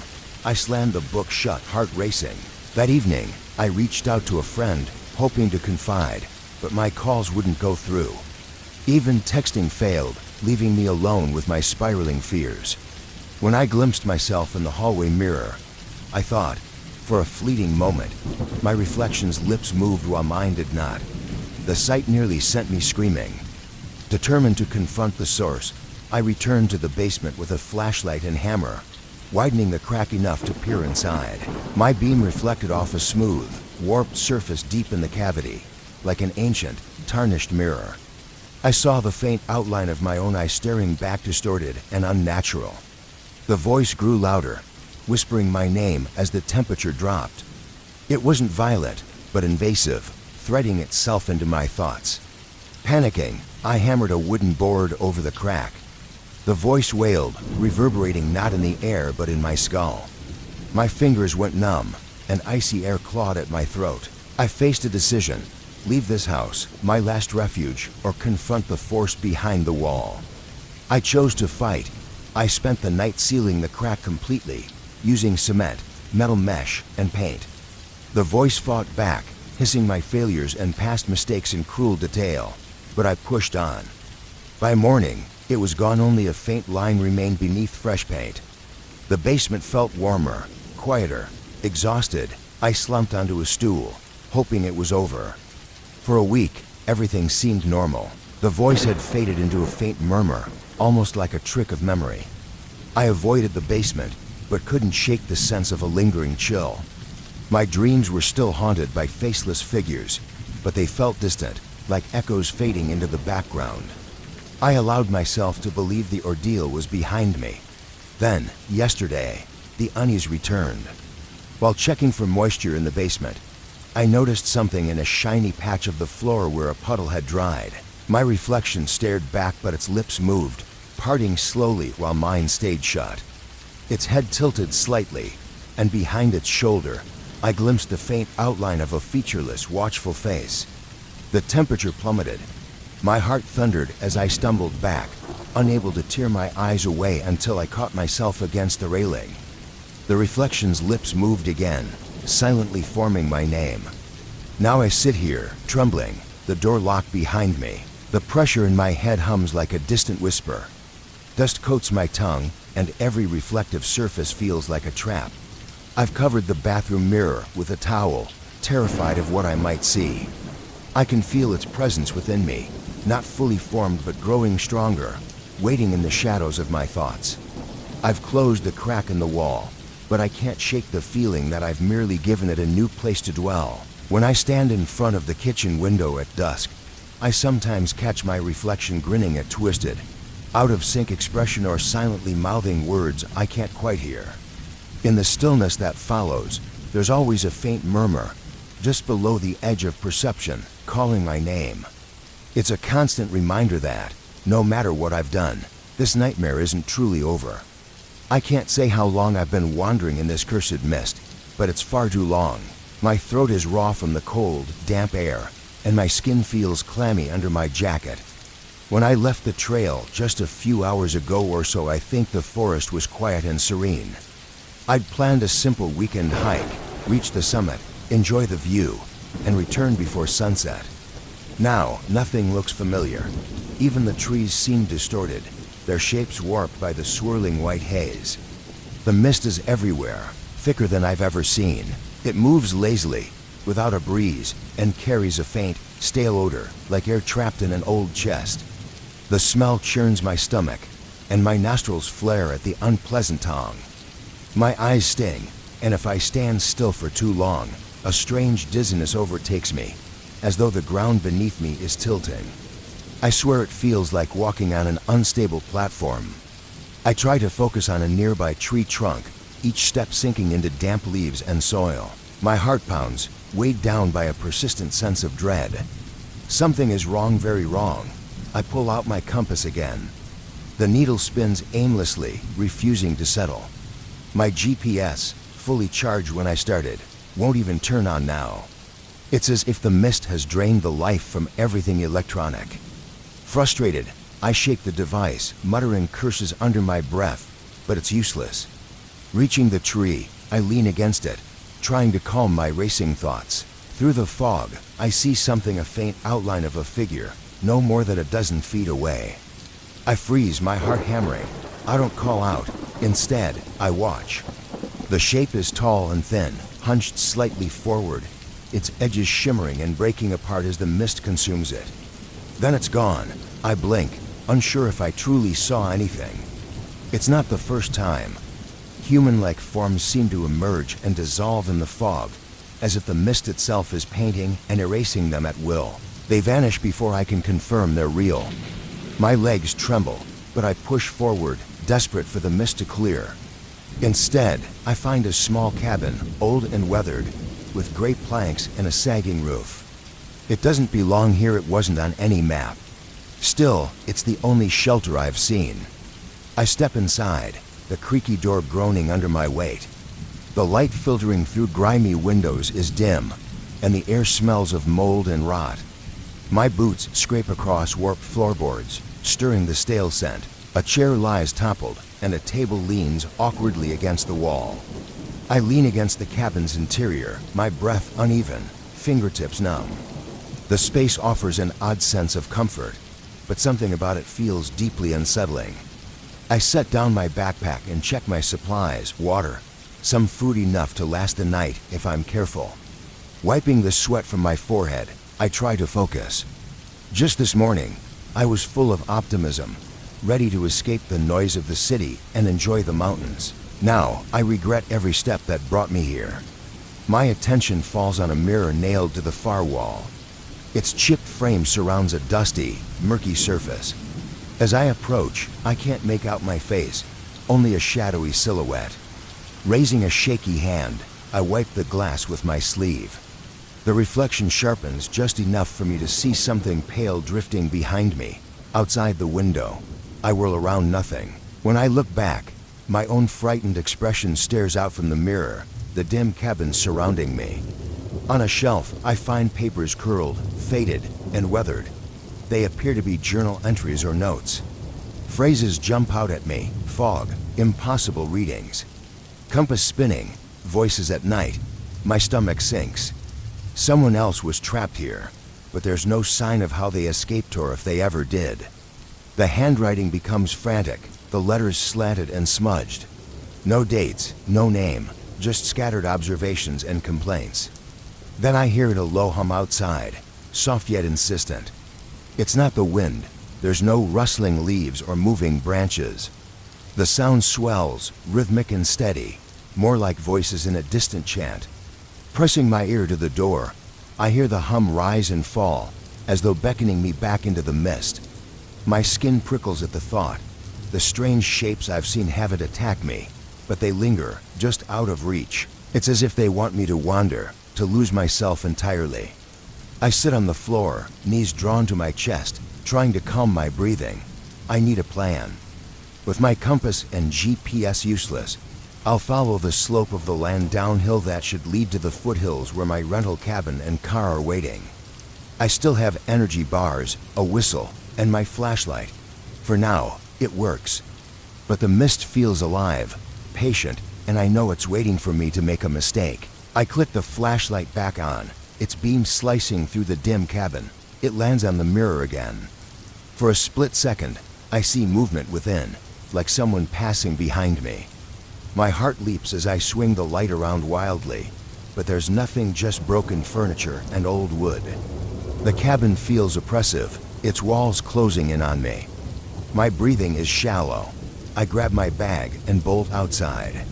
The mist wraps around me immediately, damp and suffocating. The humming voices are quieter now, but persistent, distant yet constant. I pick a direction downhill and move cautiously. The undergrowth grabs at my ankles, and I slip on wet leaves, catching myself on low branches. My heart pounds in my chest, and I feel like the forest is alive, watching. To my right, a tall, featureless shape materializes, impossibly still. I shine the flashlight on it, and it vanishes, melting into the fog. I stagger backward, nearly dropping the light. The chanting grows louder again, surrounding me, its source impossible to pinpoint. My vision blurs, nausea rising as the mist clings to my face and eyelashes. My body alternates between sweating and shivering. My ears pop, and I shake my head to clear the dizziness. Still, I press on, each step deliberate, though I feel like I'm sinking. After stumbling over a fallen log, I decide to rest. My muscles ache, my limbs heavy. Tilting my head upward offers no comfort. There's no sky, only endless whiteness. Then I turn around somewhere, the chanting fades to silence, leaving me feeling like I'm adrift in a void. I bite my lip until I taste blood, using the pain to stay grounded. Desperate, I rummage in my bag for my whistle and blow it twice. The sharp sound cuts through the air, but is swallowed quickly by the fog, returning as a weak echo.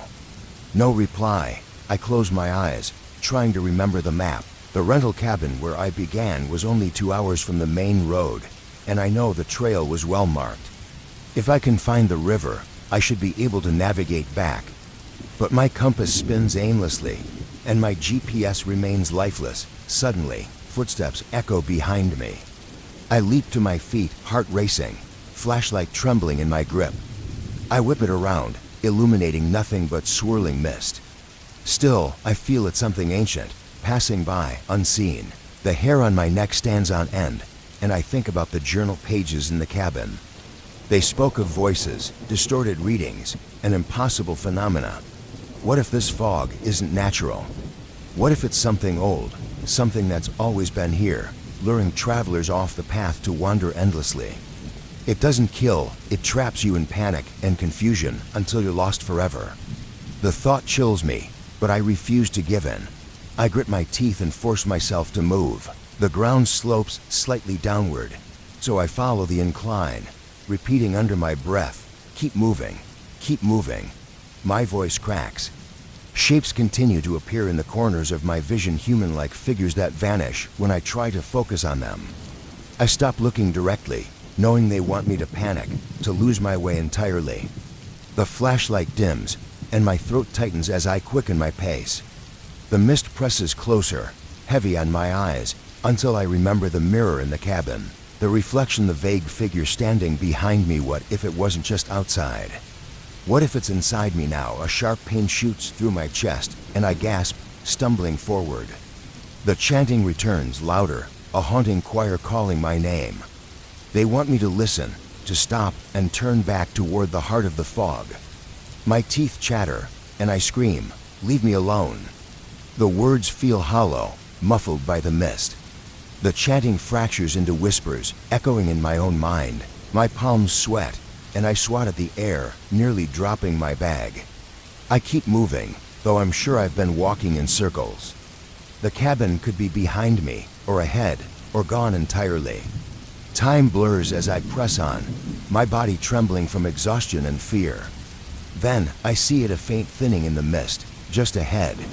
It's subtle, but the air seems lighter, clearer. Desperation fuels me as I lurch toward the break, pushing through branches that claw at my coat. My breathing is ragged, my legs unsteady. The whiteness lifts slightly, revealing a slope I think I recognize. A glimmer of hope flares. This could be near where I started. The rock formations look familiar, though I can't be certain. Checking my compass again, I notice the needle still spins, but slower now. I try my phone, it beeps faintly, no signal, but it's not completely dead. I exhale, trembling, trying to steady myself. The chanting fades behind me, but it doesn't vanish. I can still feel it on the back of my neck, a lingering presence. They're not gone, they're just letting me believe I'm safe. After another 10 minutes of trudging through the mist, I spot a fallen pine I'd passed early that morning. Relief floods through me. I'm finally nearing the edge. My head still pounds, but the dizziness eases, and I quicken my pace, heading in what I hope is the right direction. Behind me, I hear something faint, like the echo of my whistle, as if someone else is blowing it. I refuse to look back. When I finally break free of the densest part of the mist, I collapse near a large boulder. The world feels different. There's color again. The green of moss and brown earth seem vivid after the oppressive whiteness. Though tendrils of fog still linger at the edges of my vision, I want to both laugh and cry. My body aches, my clothes are soaked in sweat, and my breaths come in ragged gasps. I check my phone's screen. The battery icon flickers to life, weak but present. My compass wobbles, as if trying to reorient itself. I'm not safe yet, but I'm closer. As I stand and take a few cautious steps forward, I glance at my watch. The reflective glass catches my eye. For an instant, I see my pale, haunted face and something else. At the corner of the reflection, a faint outline shifts among the trees. My heart stops, and I jerk my arm away, breathing hard. When I look again, the shape is gone, but the unease remains. I know it's still there, clinging to me.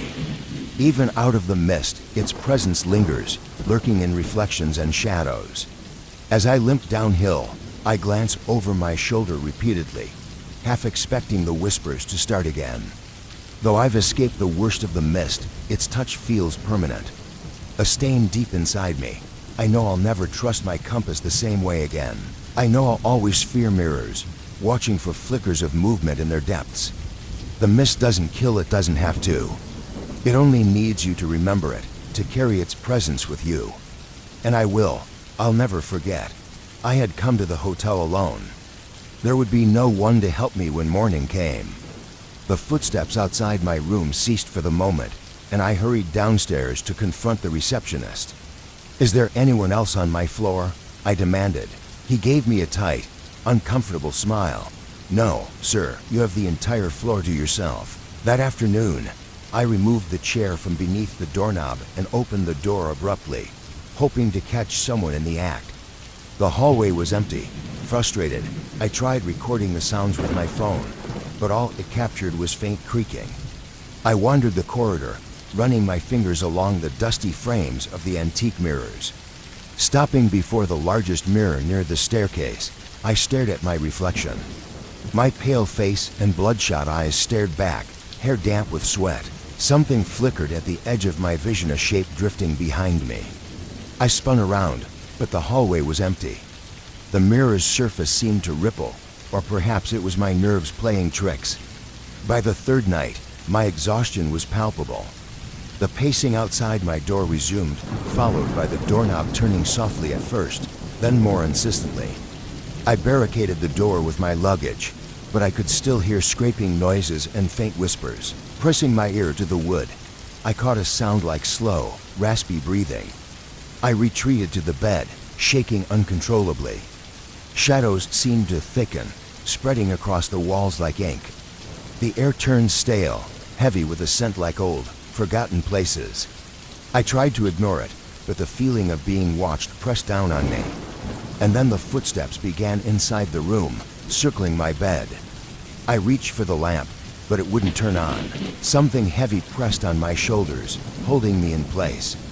My phone's flashlight barely cut through the darkness, revealing nothing. Yet on the far wall, a shadow stretched unnaturally tall, its head tilting just as in the old photograph I'd found earlier. Desperate, I whispered, "Leave me alone," my voice breaking. There was no response, only silence waited with an unnatural patience, as if the presence was waiting for me to break. Near dawn, delirious and sleep-deprived, I tore through the dresser drawers and found an old letterhead from the hotel's early days. Written in careful cursive was a guest's note: "I cannot leave this room. He walks the halls every night, and when I look in the mirror, I see him behind me." My stomach churned. This had happened before decades ago. The realization struck me. It didn't want to kill me. It wanted me trapped in fear, night after night, endlessly reliving the terror. In a final act of defiance, I ripped the sheet from the covered mirror in the corridor and stared into it. My reflection stared back, but not alone. Behind me, a tall, distorted silhouette leaned forward, its elongated fingers hovering near my shoulder. I blinked, and the hallway was empty again, but I knew it was there. Always waiting, I stumbled back into my room, slamming the door and bracing against it. When morning light finally seeped in, I felt drained, as though I had spent the entire night running. Determined to leave, I packed quickly, ignoring the tingling sensation at the back of my neck. As I reached the door, the knob resisted, groaning as I pulled it open. The hallway stood silent and still. Dragging my suitcase, I made my way to the elevator. In the old mirror beside the doors, I saw my haggard reflection. I looked like a man broken by sleepless nights of terror, but as I adjusted my collar in the glass, I froze. My reflection's eyes were darker, its posture slightly off. Behind it, a familiar tall outline lingered at the edge of sight. My stomach dropped. With a ding, the elevator arrived. Before stepping in, I glanced back at the mirror. My reflection smiled faintly, an expression I hadn't made. My legs faltered, nearly toppling my suitcase. As the doors closed behind me, I could still hear it, the steady pacing footsteps echoing faintly in my ears. They followed me, unwilling to let me go. I left the building soon after, but even as I walked away, an odd tension lingered in my muscles. My shoulders felt stiff, as though they carried a weight I couldn't shrug off. Passing a storefront, I glanced at my reflection in the glass and froze. For a split second, I thought I saw a shadow behind me, impossibly tall and looming. When I looked again, it was gone. Yet now, I can never be sure. Maybe I carried that presence with me, locked inside my own fearful mind. Maybe I will always feel the subtle pressure of a turning doorknob, hear the faint pacing of unseen footsteps, and catch the distorted shape in every reflection, waiting to be noticed once more. Barefoot, that night, I stumbled out of my cramped guest room, drawn by a strange scratching sound outside. I had been living there for 2 months, tending the overgrown rose bushes and cutting back ivy that clawed at the brickwork. It was a temporary job, offered by a distant acquaintance who knew I needed time and space to recover from the mess I'd made of my life. I still don't know why I accepted. Barefoot, I crept across the cold patio stones, my heart pounding in my ears. The moonlight warped everything, casting strange, shifting shadows at the edges of my vision. At the far end of the garden stood the statue. I had barely noticed it before, its smooth, featureless oval where a face should have been. It looked like a project abandoned halfway through a sculpture someone gave up on. But that night, it looked different. The stone surface appeared to hold faint contours, hints of a face struggling to emerge. I hesitated, rubbing my arms against a creeping chill that had nothing to do with the temperature. Stepping closer, I strained to see in the pale moonlight. And then I realized it had a face, or rather, it was trying to have one. Indistinct features began surfacing, the furrowed brow of an old man, hollow cheeks, and a lip curled in disdain. My stomach turned. Blinking, I saw the features shift again, this time into the tear-streaked visage of a woman. I stumbled backward, nearly tripping over a shovel leaning against the shed. The statue didn't move while I watched directly, but I couldn't shake the feeling that it might lean forward the moment I looked away. The next morning, I convinced myself it had been a dream. Exhaustion from long days clearing dead leaves and paths must have taken its toll. My life before this job hopping, running from my own failures, had left me raw. Surely, I was imagining things. Yet, as the day went on, I couldn't ignore it. Passing the statue during my chores, I noticed subtle changes. Faint wrinkles on its forehead, the suggestion of a scar along a cheek. It was as though an invisible sculptor worked on it while I slept. By midday, its posture seemed different.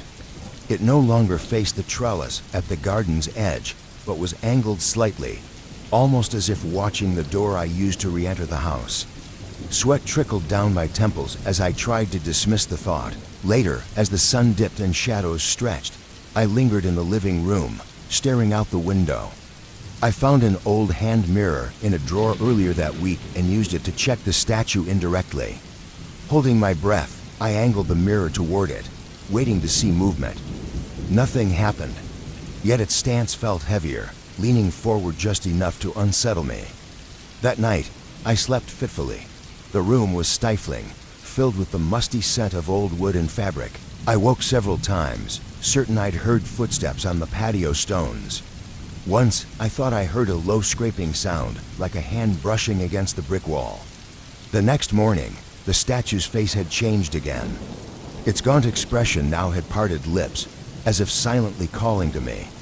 Along its jawline, I saw faint marks, tiny runes, or scars etched into the stone. Their meaning eluded me, but they filled me with unease.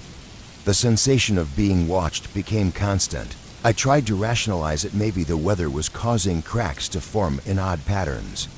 Maybe my mind was playing tricks. I considered covering it with a tarp, but hesitated. Something about the statue felt dangerous, as if provoking it might escalate its silent threat. A few nights later, I decided to confront it. I waited until dusk, the sky a deep bruise of purple, before venturing outside with a linen sheet. My legs trembled, and my palms were slick with sweat as I approached the statue. Its face or faces, because it never seemed settled, hovered somewhere between a scowl and a sneer. The way it leaned forward now felt unmistakable, its posture almost eager, as if trying to communicate something dreadful. My heart hammered in my chest, and I glanced around. The house behind me was dark and silent. I was completely alone. Taking a shallow breath, I lifted the sheet, trying to drape it over the statue's head and shoulders. My fingers brushed the stone, and I flinched. It was oddly warm, as if it had soaked in sunlight, though the air around it was cool. For a fleeting moment, I thought I felt the surface shift beneath my hand. I gasped, yanking my arm back, the sheet slipping to the ground. I stumbled over a rake, my skin prickling with unease. I tried again, but every instinct screamed that touching the statue directly was a mistake. That night, my dreams were a storm of half-formed nightmares. I woke repeatedly, heart pounding, certain I'd heard whispers at my window.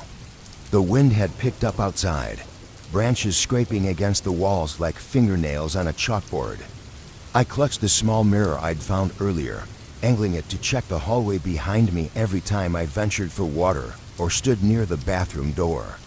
I couldn't shake the feeling that the statue might appear just outside, pressing its cracked face against the glass. When morning came, I realized with a sinking dread that the statue had changed again.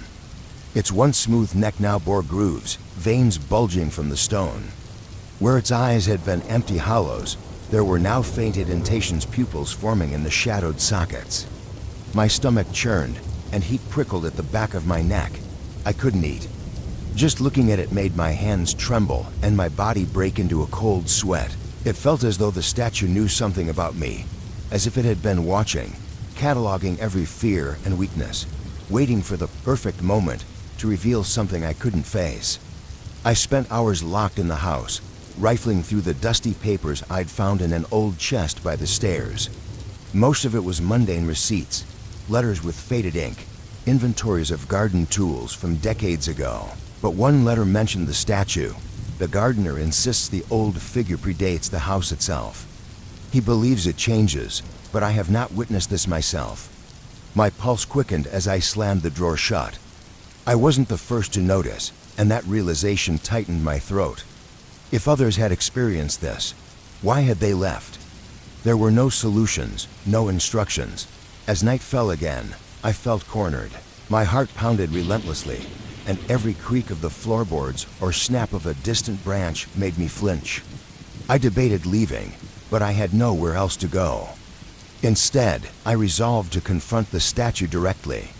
Armed with my flashlight and the mirror tucked in my pocket, I stepped outside.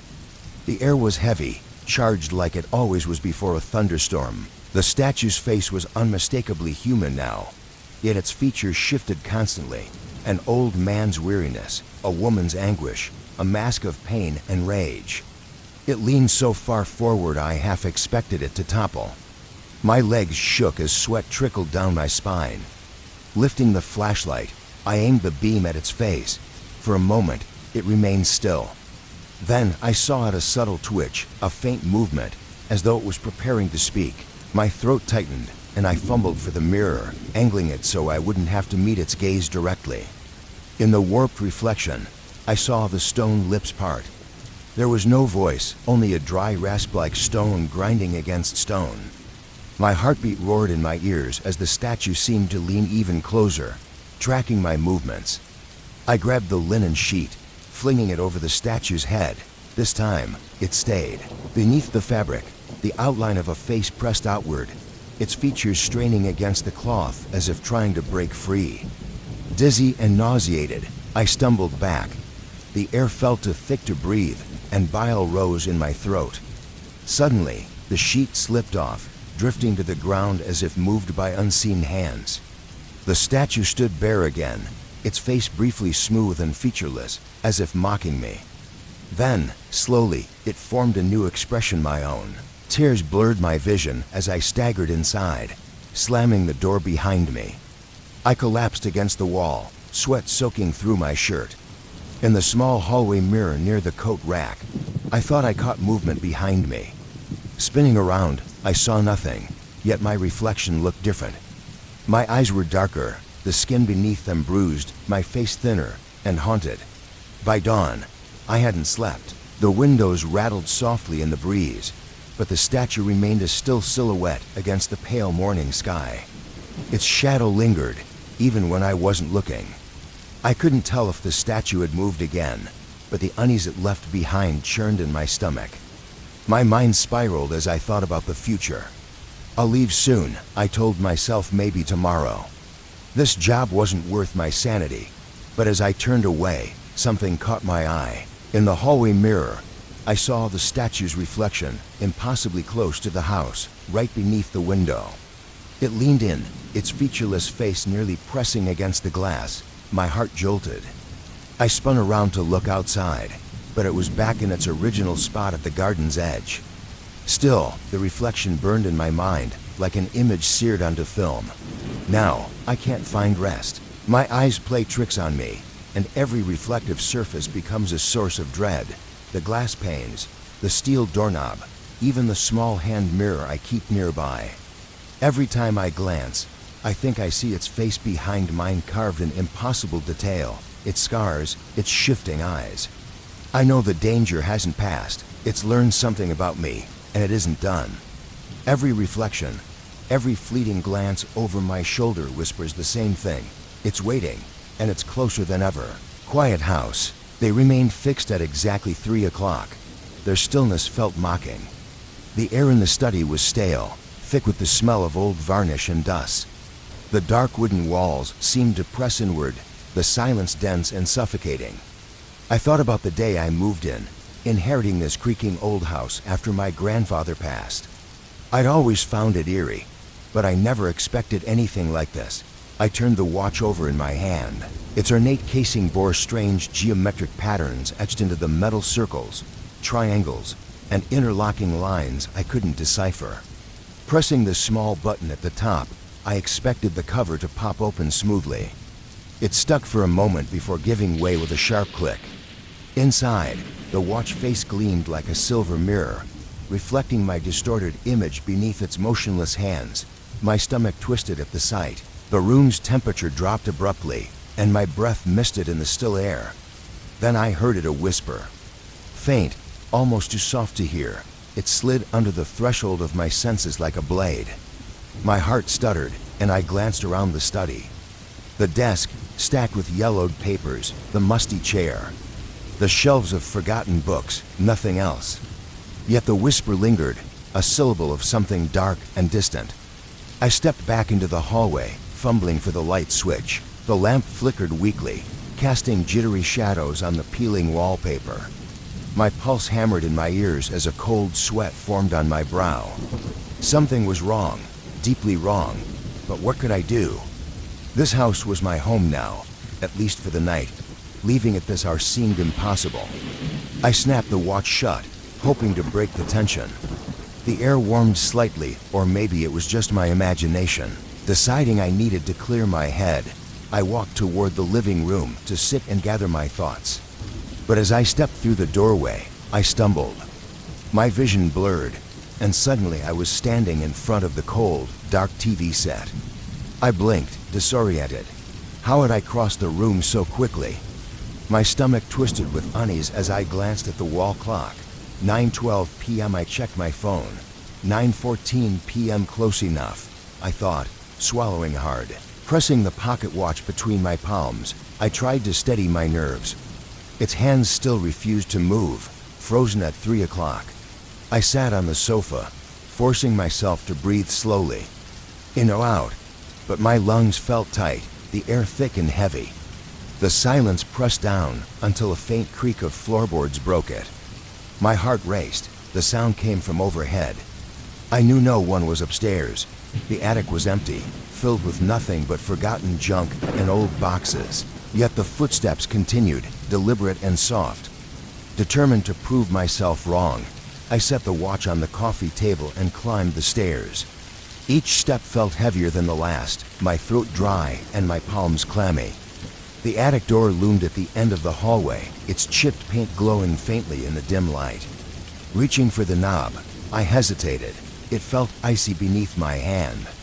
I turned it slowly, the hinges groaning as I pushed the door open. The attic smelled of mold and varnish, dust motes swirling in the faint glow of the hallway light. I pulled the chain of the bare bulb hanging from the rafters. It flickered, but stayed on. Boxes, trunks, and old tools sat in silent disarray. No one was there, of course. I strained my ears, but heard nothing beyond the rhythm of my own pulse. My breath came in shallow bursts as I turned to leave. That's when I saw it. A small, leather-bound notebook lay half hidden behind a wooden crate. I picked up the notebook, its cover marked with the same strange symbol as the watch.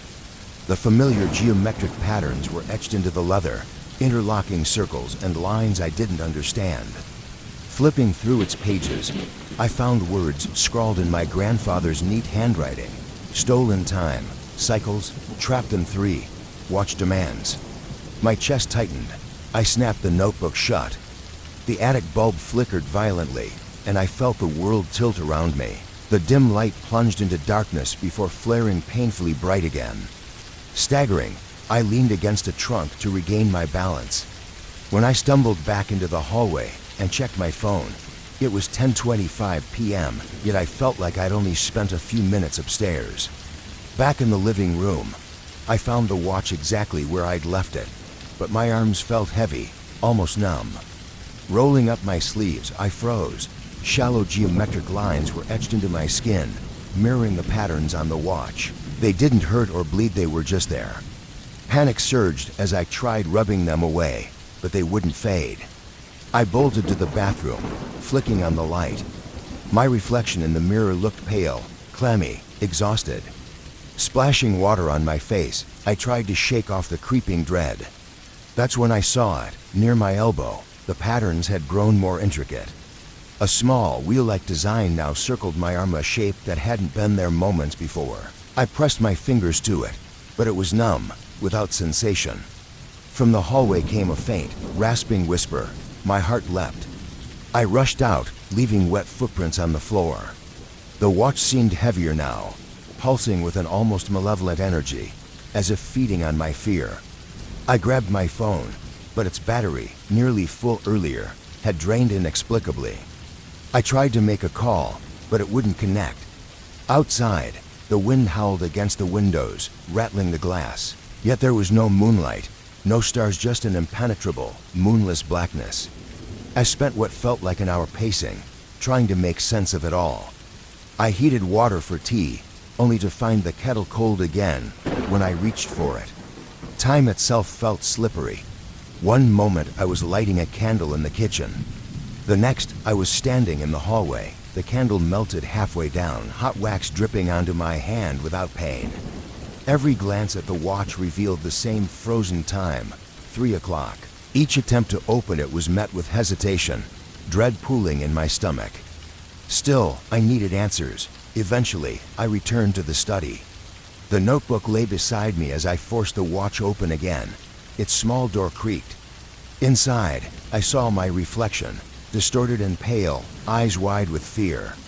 But behind my reflection loomed another face, angular, hollow, with eyes like the pointed hands of a clock. I gasped and slammed the watch shut, my chest heaving. The desk lamp flickered out, plunging the room into darkness. In that black void, the whispers intensified, slipping beneath my thoughts like an insidious hum. The air turned icy, my breaths misting before me. When the light sputtered back on, I found the watch clutched in my trembling hands. The patterns on my arms had spread across my shoulders, delicate but alien lines trailing toward my collarbone. Panic clawed at my throat, but I forced it down. Desperation gripped me. I had to destroy the watch. I retrieved my grandfather's old hammer from a kitchen drawer. Placing the watch on the dining table, I raised the hammer high. But as the hammer's head swung down, the lights died again. In the darkness, something cold and unyielding wrapped around my wrist, freezing me in place.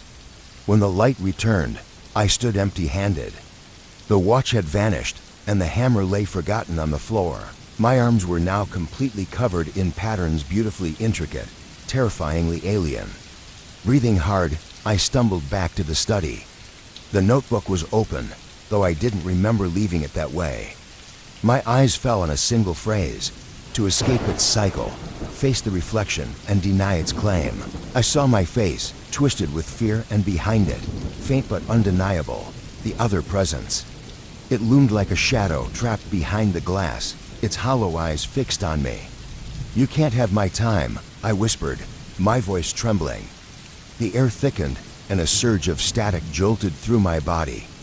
My muscles tensed, and tears pricked my eyes. Louder now, I repeated, "You can't have my time." The lights flickered madly, nausea rolling over me in waves.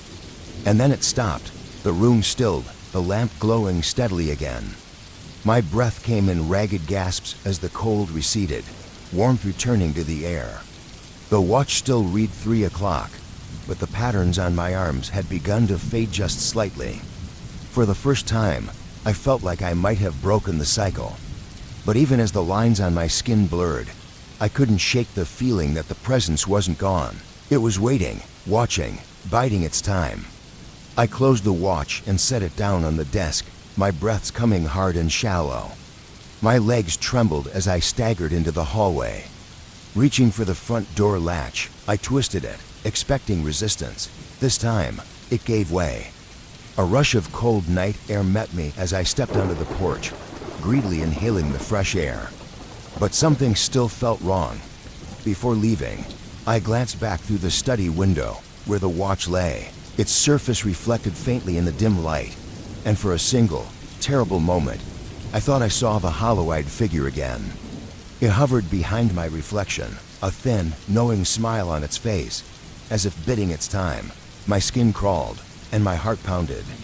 Though the patterns on my arms were fading, faint lines remained, etched permanently into my flesh. I couldn't bring myself to go back inside. The watch was still in there, frozen at 3 o'clock, waiting.